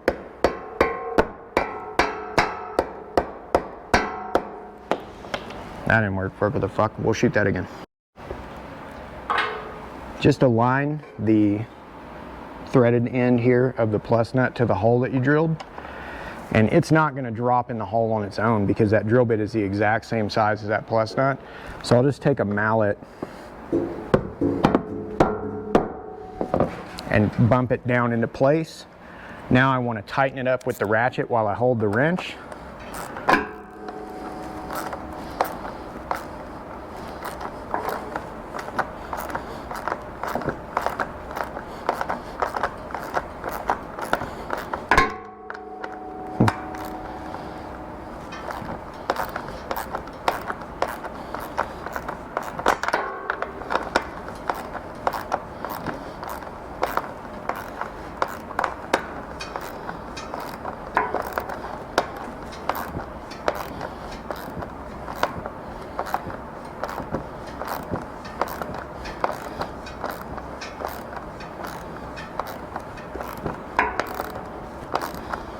And you'll feel it start to snug up a little bit, but it should, when it's set properly, it'll become almost impossible to just turn by hand. That's why you don't want to set these with power tools. You really want to be able to feel this with a wrench or a ratchet to make sure that you've got it set properly. So mine's tightening up now. That's pretty good. That's set in there completely. Now just put it in reverse and remove the bolt.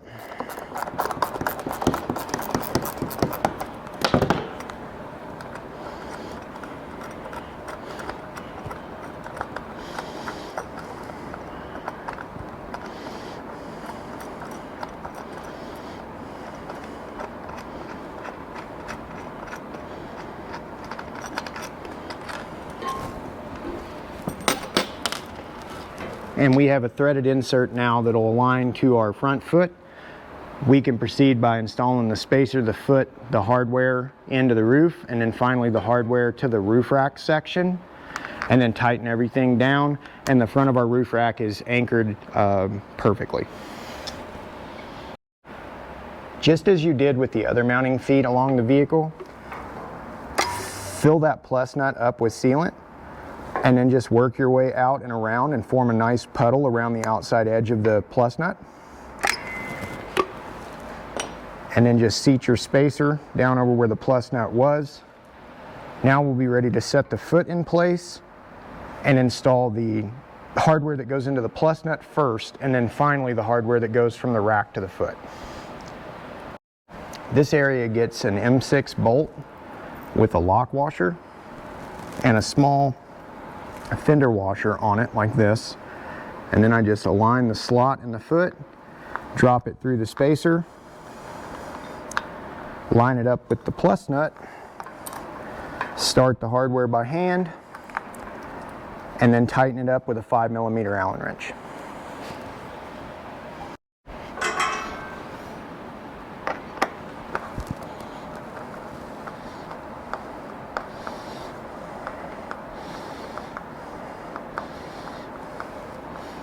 So I just want to put this in just hand tight here. Notice I still have a little play in my bracket. That's when I want to install the hardware for the feet.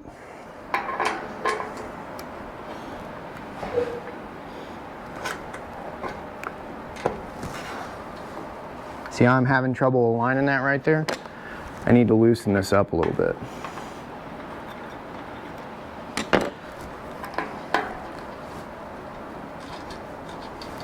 Maybe one more turn or two here. There we go. And our hardware should just thread on in. And I'm going to start the lock nut. Once I have this hardware started, we'll fully tighten this hardware. That'll seat it in place completely.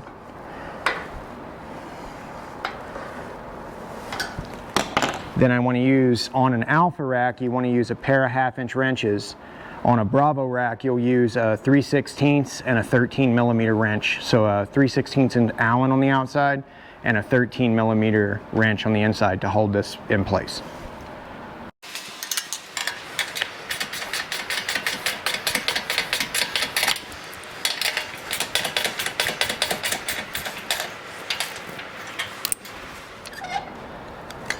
Now the front of our rack is fully anchored to the vehicle. From the last factory mounting location, it's about 12 inches forward. We're anchored here, and now I cannot move the front of this rack at all. It actually shakes the whole vehicle. So now go put the other one on the other side, then you'll be ready to move on to install your armor.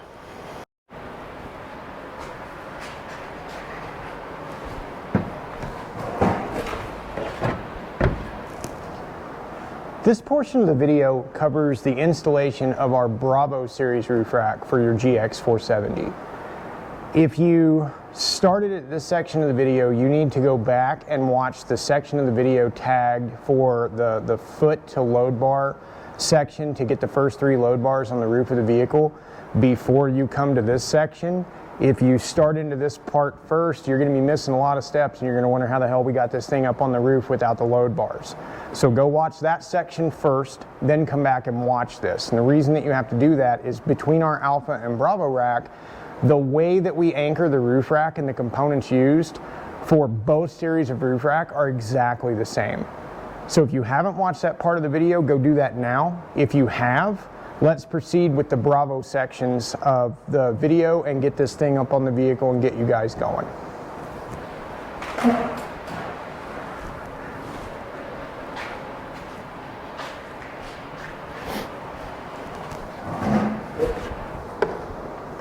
Aside from the load bars and the load bar clamps and feet, which should already be on the vehicle at this point, you have your hardware kit that is Bravo specific with the black hardware. You have your windscreen. The variant of your windscreen can look a whole lot different than the one that we have here.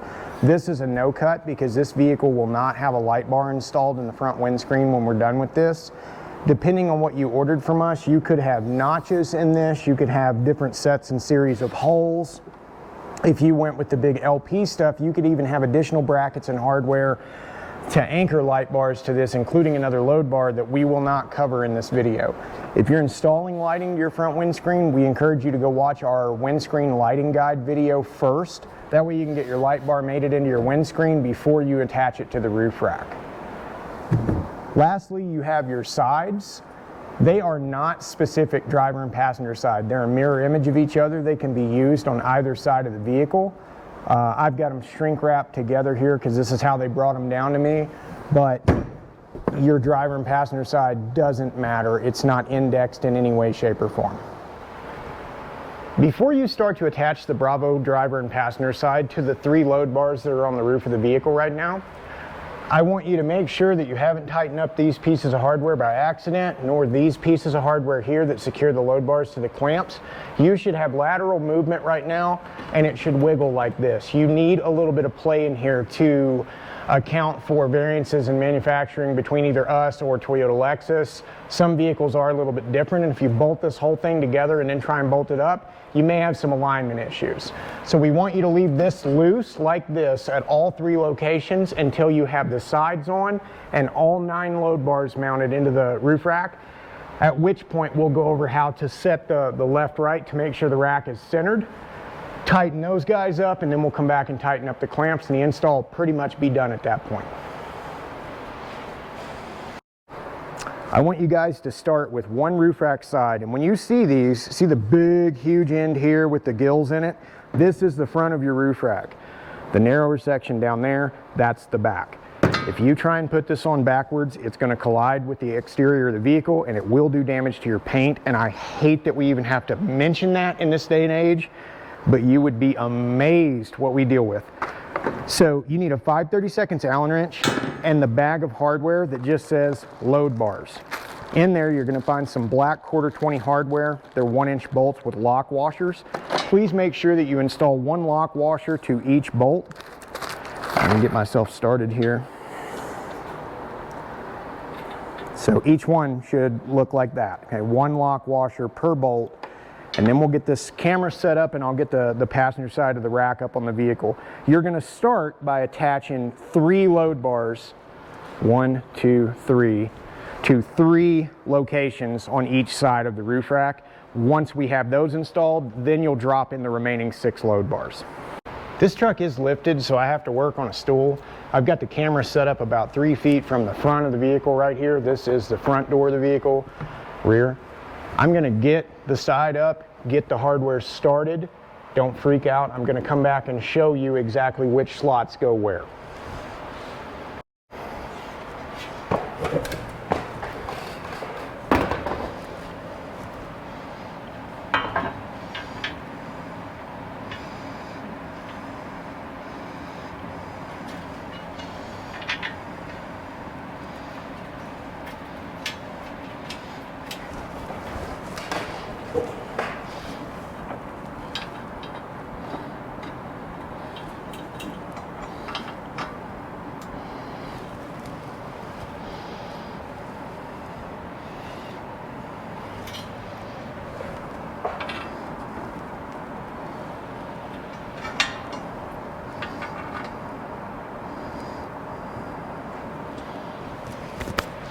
I've got the hardware started in all 3 locations. Now I'm going to grab the camera and show you exactly where I'm starting and where these need to finish up.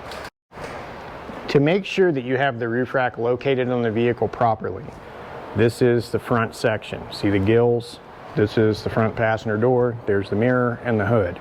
This is the front. These 2 holes, that's where your windscreen is going to align later. Skip the first 2 locations.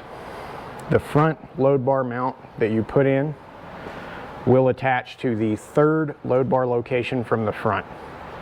At that point, you will skip 2 locations and it will anchor into this location here, which leaves 3 back behind it. Then you will skip a location. It will attach in the 2nd from the rear. This is the rear of the rack. There's no load bar. Goes right here. As far as slot placement, we want to adjust this rack all the way to the front of the vehicle. So you see how right now it's sitting in the middle of the slot? I need to push the side of the roof rack forward towards the front of the vehicle to bottom out the hardware in this slot right here. Once I have that in line and I'm there, when I move this one, and the rear one, they lined up on their own, I want to take my Allen wrench, 5/32 guy, and I just want to set these in place to hold this so that it can't move. Go ahead and tighten that up.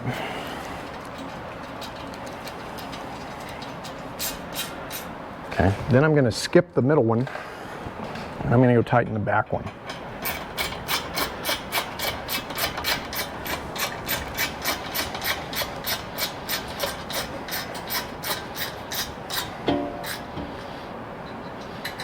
And if you're coming into contact with the side of the vehicle at all right now, don't forget that we're not tight here, so you can still slide the load bars back towards you to get clearance.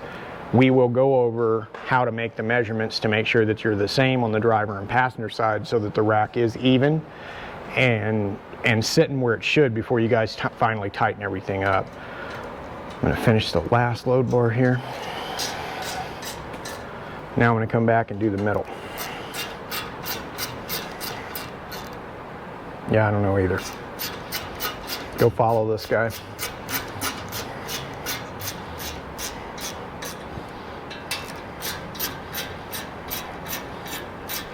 All of the hardware on the exterior of the rack for the Bravos, it's all SAE. So you'll all be using SAE tools for this. There's no metric on the outside of the roof rack. So basically all your black hardware will always be SAE from us. So I've got those 3 load bars started. I'm locked in at the back position. Now I need to go over there and do the other side, which would be the driver's side. So I'm going to do that and then I'll come back. So I've got the first 3 load bars anchored to the driver and passenger side. You guys can't see it from here, but I've got the driver's side on. I did it the exact same way. The roof rack is pushed all the way forward so that the load bars are bottomed out in the slot facing the rear of the vehicle. Now I want you to go back, take your load bars and put in all the middle load bars. Do not put in the front or the rear yet. I want to talk to you guys about those load bars and the different mounting options that you have for those and why.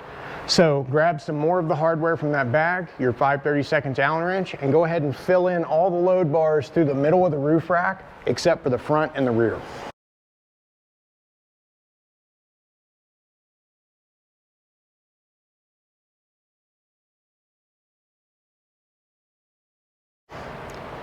So now I don't have one in the rear, but I have all the remaining load bars started until I get to the front. So now I just want to go over, take that same hardware and connect the driver's side load bars. You have to pick them up, hold them up over the slot, put in that same hardware. Don't fully tighten anything yet. We'll talk about that in a minute. I've anchored all the load bars on the driver's side too. And remember, they're still loose so they can fit anywhere inside of this slot. I want to show you, obviously the 3 that are mounted to the load bar clamps and feet, those are stuck there. You can't move those. But the rest of these you can adjust anywhere within their slot to help you guys line up on different pieces of gear. You just want to make sure that wherever it is on the passenger side, it's even across the rack on the driver's side, so it's not sitting in there at an angle. It would be in a bind and it would cause you guys some issues down the road. So I'm going to adjust them all the way back so they match the rest of them, tighten them up, then we'll come back and do the rear. Your rear load bar can be mounted horizontally across this slot right here, like the other load bars, or it can be flipped and mounted vertically like I have it sitting on top of the rack right now. And when you do that, the bottom hole will align to this hole right here, and then the top hole would be in the back of this slot. And the reason that you may want to run it vertically is if you're mounting a light bar to the back of the vehicle, it gives you more surface area. But another thing to think about is that these extrusions are almost twice as strong vertically as they are horizontally. So if you're going to be getting up and down from the rear of the vehicle, and this is going to be your first point of contact, I would recommend that you install the rear load bar vertically, which is what we're doing here, so that it's as strong as it can be. You guys can spend days looking up and Googling and reading about load bar deflection and things like that, but it is a real thing. When you span a load bar across a width of something, it takes less weight and stress to bow this load bar than it would this load bar while it's mounted in this position. So I'm got the hardware started. I'm going to go ahead and tighten these up completely, then go over and put on the hardware for the driver's side. So I'll walk you guys down the driver's side. Every time I say I'm going to go over there and do that, I just want you to know that I am, right? Anyway, what's left at this point would be the front load bar and the windscreen. I want to put the windscreen in before I put in the front load bar so that I have more open area to get my tools in here to complete the bolts. So if you guys are installing lighting, you need to do that prior to putting the windscreen on the vehicle. It's very difficult to reach up there and work on it once it's on the truck. So if you haven't done that already, go ahead and go do that, then come back. This vehicle gets a no-cut windscreen, so I'm going to set everything up to show you guys how I put these windscreens on by myself, because this is a Saturday and there's nobody else here. So if you've got lighting, get it done. If not, keep watching. To mount the windscreen, on the end of the folded flange here where it's shorter, there are 2 holes. Those 2 holes are going to align to the 2 holes in the side of your roof rack here. Okay, so this is where I'm going to be working. I'm going to set the camera up on the hood, get this installed, then I'll come back and give you guys a detailed look at the hardware.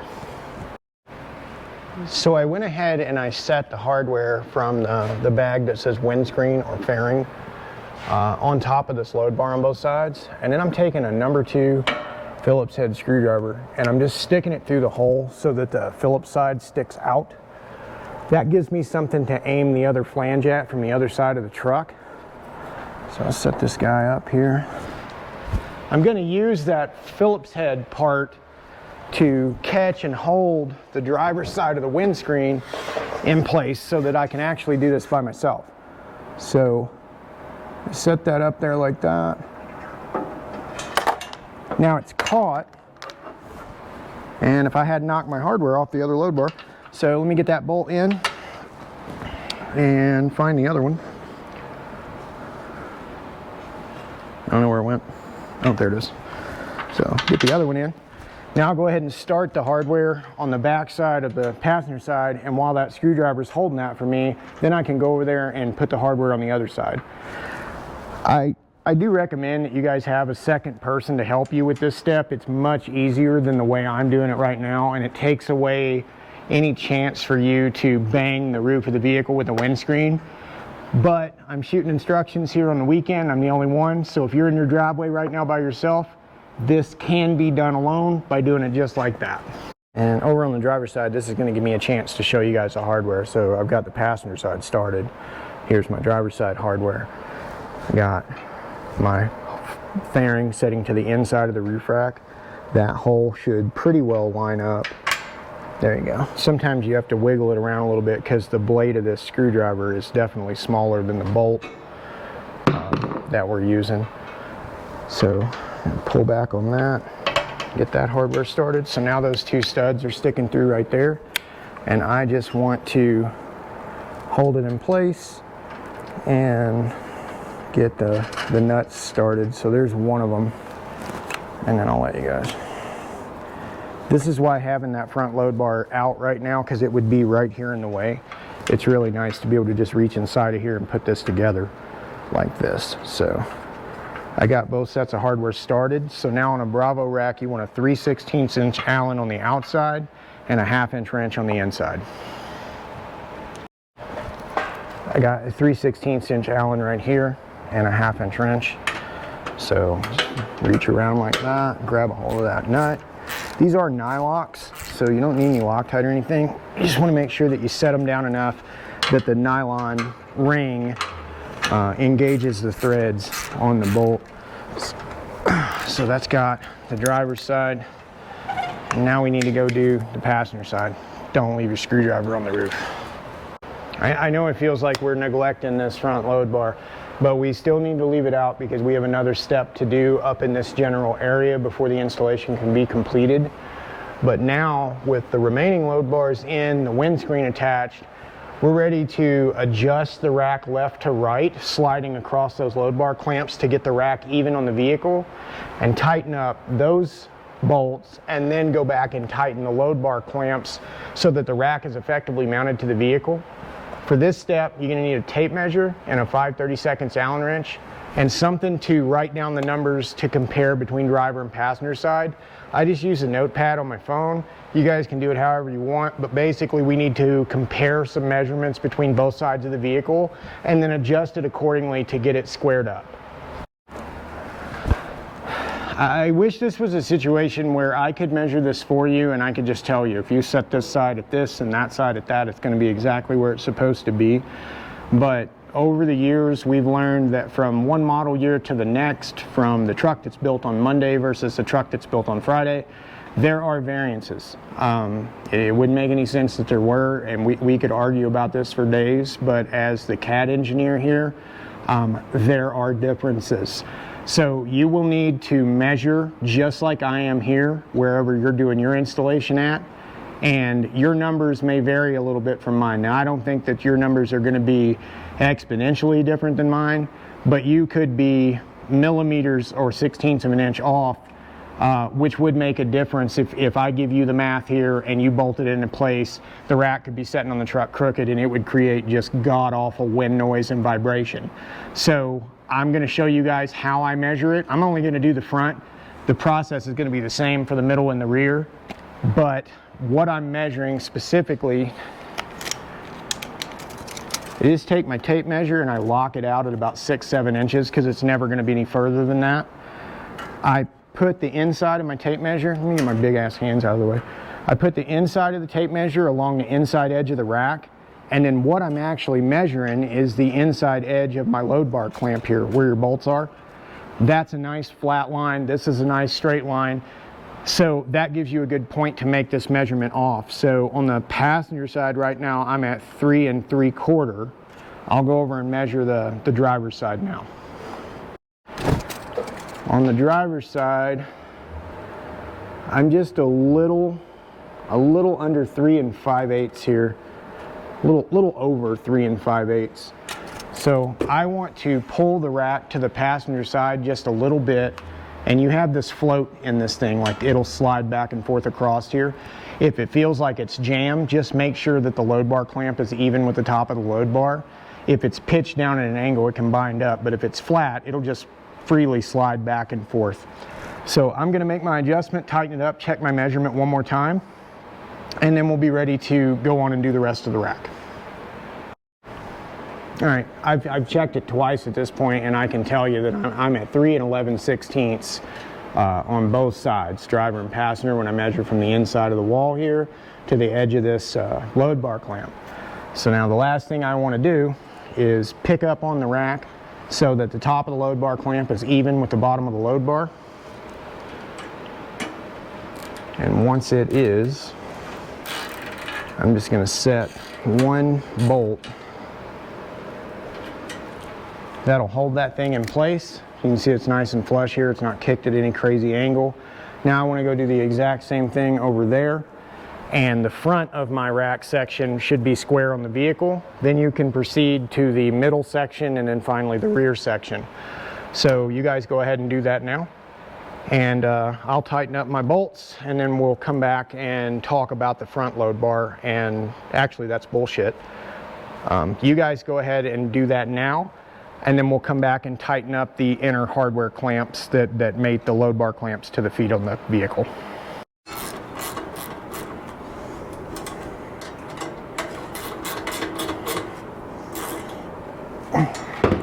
Okay, so now I've got all of my load bar clamps measured, centered, squared, and tightened up. We want to go back now, reach inside of here with a 5mm L key and a 13mm wrench on the back, and tighten up all the hardware. So there's 2 on each foot here, and then finally at the front. And then we'll be ready to install the front mount feet, which do require drilling if you choose to do so. And we'll be ready to put in the front load bar and finalize our installation. So an L key and a 13mm wrench make your life a whole lot easier right now. Just lock the L key into the hex bolt and then tighten up on the back side.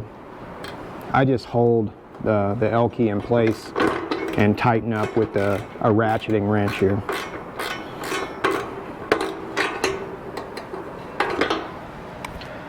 Work your way around all 12 bolts. Tighten them up, fully tighten them. They are nylocks, so make sure the nylocks set themselves in place. Make sure that the nylon ring engages the stud. You can see them exposed here. So now go set and tighten all 12 of those bolts. We'll come back and talk about the front foot.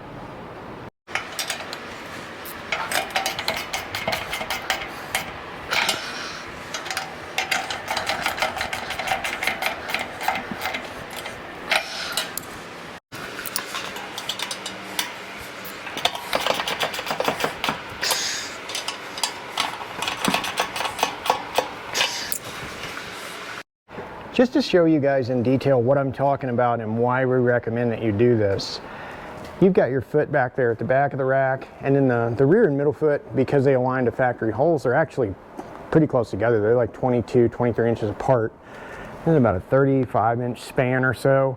And then you have where your front roof rack factory connection point would have been. And that leaves this entire nose section unsupported. And the whole purpose of putting on a full-length roof rack is so that you can load this thing from the rear to the front with all the weight and all the gear and take it everywhere, and you don't have to worry about vibration or things coming loose or excess wind noise, especially when you run the big, huge lights, you know, the big round stuff like we run on all of our demo trucks. Those things weigh 60, 70 pounds by themselves when you have a bank of 5 or 6 of them. So if you look at the base of your rack, and I'm showing you guys this on a Bravo. We shot some detailed footage on the Alpha rack as well, so we'll let the editing guys figure out how to mush all that together. But if you follow the front of your Bravo rack back, you follow your gills, here's your front seam pod, there's a hole under here. That hole is where this bracket will mount to, and it will go on the inside of the vehicle here and align to there. And then you'll look over and you'll see that the slot in the bracket, get out of the way, there we go. You'll see that the slot in the bracket will align to the drip rail. So we're going to modify, which is a fancy term for cut, a section of this rubber drip rail stuff out of the way. It doesn't do anything. It's strictly a cosmetic cover. You can see where it just runs up to here. This guy's got his all pulled out with a bunch of wiring and shit stuffed underneath it. So we're going to section this out to create room for us to work.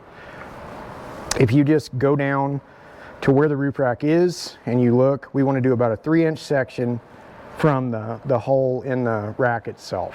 So I'll set this up and we'll get this cut. All right, so I got my marker right here. I'm gonna locate my hole in my rack, kind of hold my finger there. And then I'm just gonna mark about 1.5 inches on one side and 1.5 inches or so on the other side. So basically it gives me this section right here. I'm gonna trim that out with a pair of scissors. I said aviation snips in the beginning of the video, but I want to try and cut this with just some regular scissors to see if you guys can do this without going to Home Depot and buying something stupid. So I just got a regular pair of like Alpha shears here. Push. Oh heck yeah. Look, here's one. And then get the other one right there.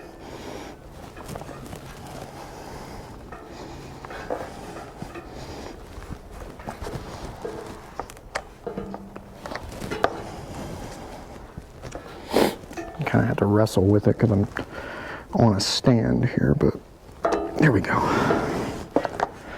Like that, and then one little section there. So I cut that guy out right there. If you follow this back, this piece just snaps into the windshield up here, and then it runs all the way back to about where the front of the factory mounting foot is. It did just lift up out of there. It didn't seem to have any adhesive on it, and it definitely doesn't have any mechanical fastener. So now I'm ready to loosely attach my bracket here, mark my drip rail, and then connect it. I want to mark where I'm going to put this so I can drill the plus nut location in the right spot. You'll notice that the bracket has one slot going this way and then another slot that goes vertical where those numbers are. The vertical slot goes to the roof rack like that.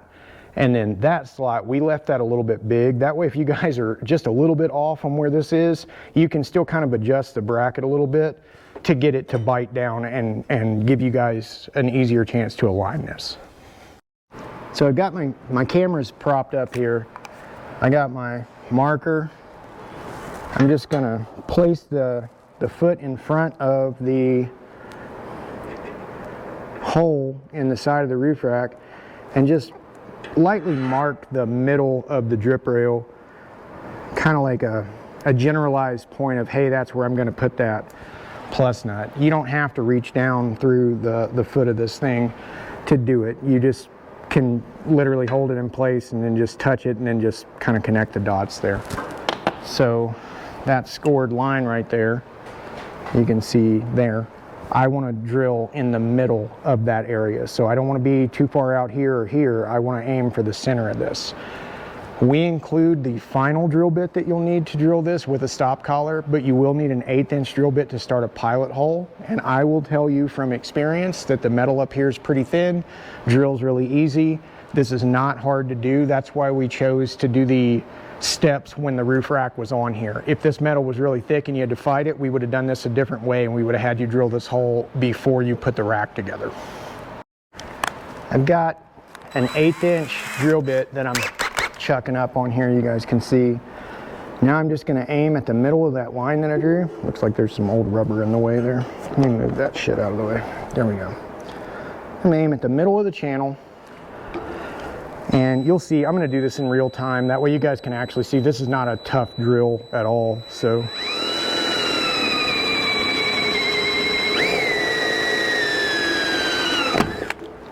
just like that. I didn't have to go in high speed. I didn't have to get aggressive with it. I didn't even really have to push down that hard. Once I have my pilot hole, and make sure you guys can see that I have a little hole there and it's in the middle, then I'm going to take that, the drill bit that we include with the kit. We showed you guys how to put the stop collar on already. So I'm going to take it like this. I'm going to set the drill bit into the pilot hole and just start myself, pull the trigger a few times to get a score, and then just ride it down, and that's it. The stop collar's already gone through. It kept us from going too far. I'll tell you guys, there's a piece of metal down below that anyway that would keep you from doing any damage to the vehicle, but the stop collar is just good practice. So now I'm going to clear out all this metal debris out here. You guys would want to do the same thing. Don't leave these chips up in here because they'll rust. So I'll clean all those out. I'll grab my plus nut kit, the tools that we sent you guys to set this. We'll install a plus nut and we'll be ready to mount the bracket. So the rib nut, plus nut, threaded insert, there we go, there's a good. So the threaded insert that we send you, we also send you a bolt and some flat washers to help you set this on your own. What you'll need is also an open end wrench. I'm going to use a 10mm, and then I'm going to use a ratchet with a 10mm socket on it. And I'll show you guys how to put this together, and it lets you set a compression insert like this properly so that you have threaded inserts. You can kind of see them there, so that you have threaded inserts in a location that you didn't used to have them, and it's going to help us anchor this bracket to the roof without having to get up underneath it and bolt something together. The assembly of this is pretty straightforward. You take the bolt and one of the flat washers like that, and you just take the closed end of the wrench, slip the bolt through there, then put the flat washer over it so it cupped it like this, and then just screw the rib nut on. So it should look like this right here. Okay. And then what will happen is you'll push this down through the hole that you drilled in the vehicle. These washers serve as a buffer to allow the wrench to free spin, and then you'll operate another wrench or a ratchet on top of here, and as you tighten them, you just pull them together, right, like batwing. As you do that, you see this spiny area here, it will start to compress this and pull it up, and it'll make it swell up underneath the drip rail of your vehicle so that it bites down. Once it's fully compressed, you can anchor a bolt in here, no problem. You can even service it, take it out. It becomes a permanent part of the vehicle. Go ahead and apply your sealant and your spacer underneath there. Start this with your bolt, lock washer, and flat washer into the actual roof rail of the vehicle, into the plus nut or the rib nut that you installed. Then line up your hardware and start it for the foot to the actual rack body. Once you have that started, use a 3/16" Allen wrench on the outside of the rack and a 1/2" wrench on the inside to tighten this hardware first, and then tighten the 5mm bolt to the roof.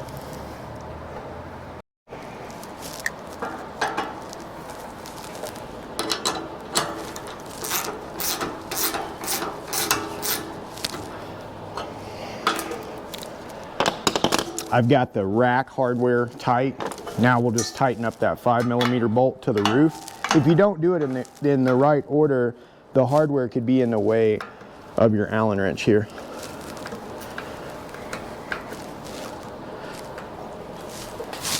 Now, I've got that tightened up, so now go do the same thing on the passenger side, and then all that's left is to put in the last front load bar.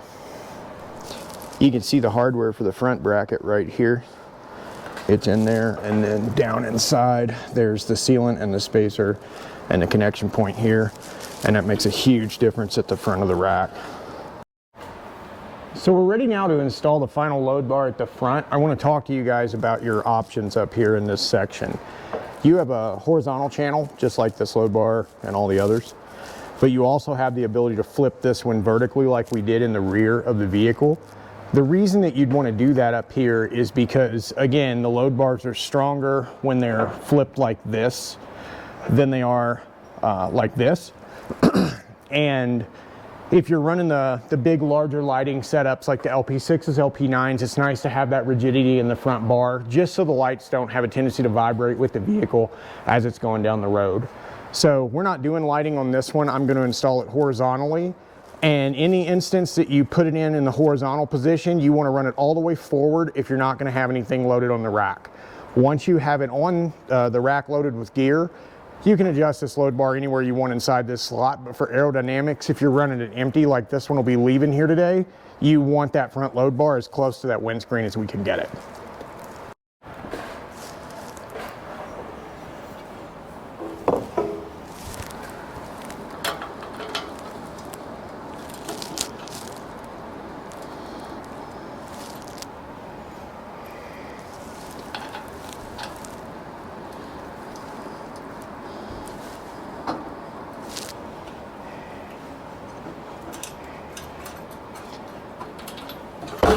So I've got the hardware started on the passenger side. I'll go over and put the same thing on the driver's side.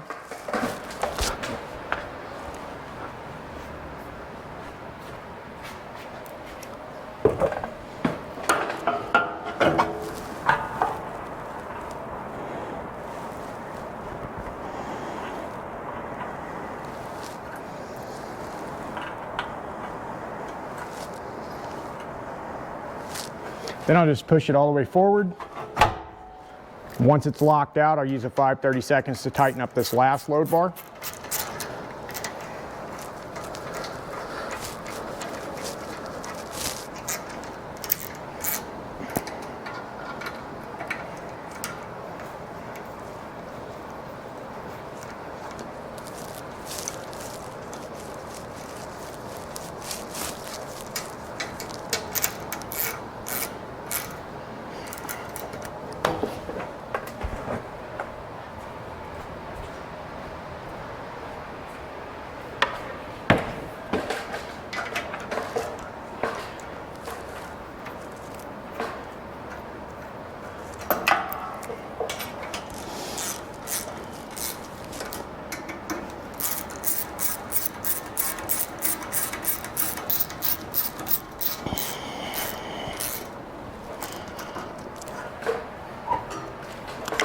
We got that guy all tightened up. So at this point, man, all 9 load bars are in, feet are anchored, new front support feet are installed. This thing is as stout as can be. Your installation is finished at this point. You just want to go to the PDF at the end of this video, look at the torque specifications, work your way around the rack, make sure everything is all tightened to spec, and then periodically check your rack and your rack assembly bolts from time to time, especially after heavy use, just to make sure nothing's come loose. And if you guys ever need spare parts or replacement pieces, nuts, bolts, anything like that, you can always reach out and we'll provide those free of charge. So that's going to complete the installation for the Bravo roof rack for the GX 470 SUV. If you follow along this video and you still have questions or something doesn't do what you think it should do, feel free to reach out to us from 8 to 4, Monday through Friday, on the phone, or support at uptopoverland.com 24/7 via email. Somebody will get back to you and help you out. Hope you guys enjoy the rack. Follow the torque specifications at the end of this guide. They're super important. Follow it around, make sure you have everything torqued down. Check this rack from time to time just to make sure nothing's loose, nothing's faulty, nothing's come off of it. We've got spare parts if you guys ever need them. Again, just reach out. Enjoy the new rack.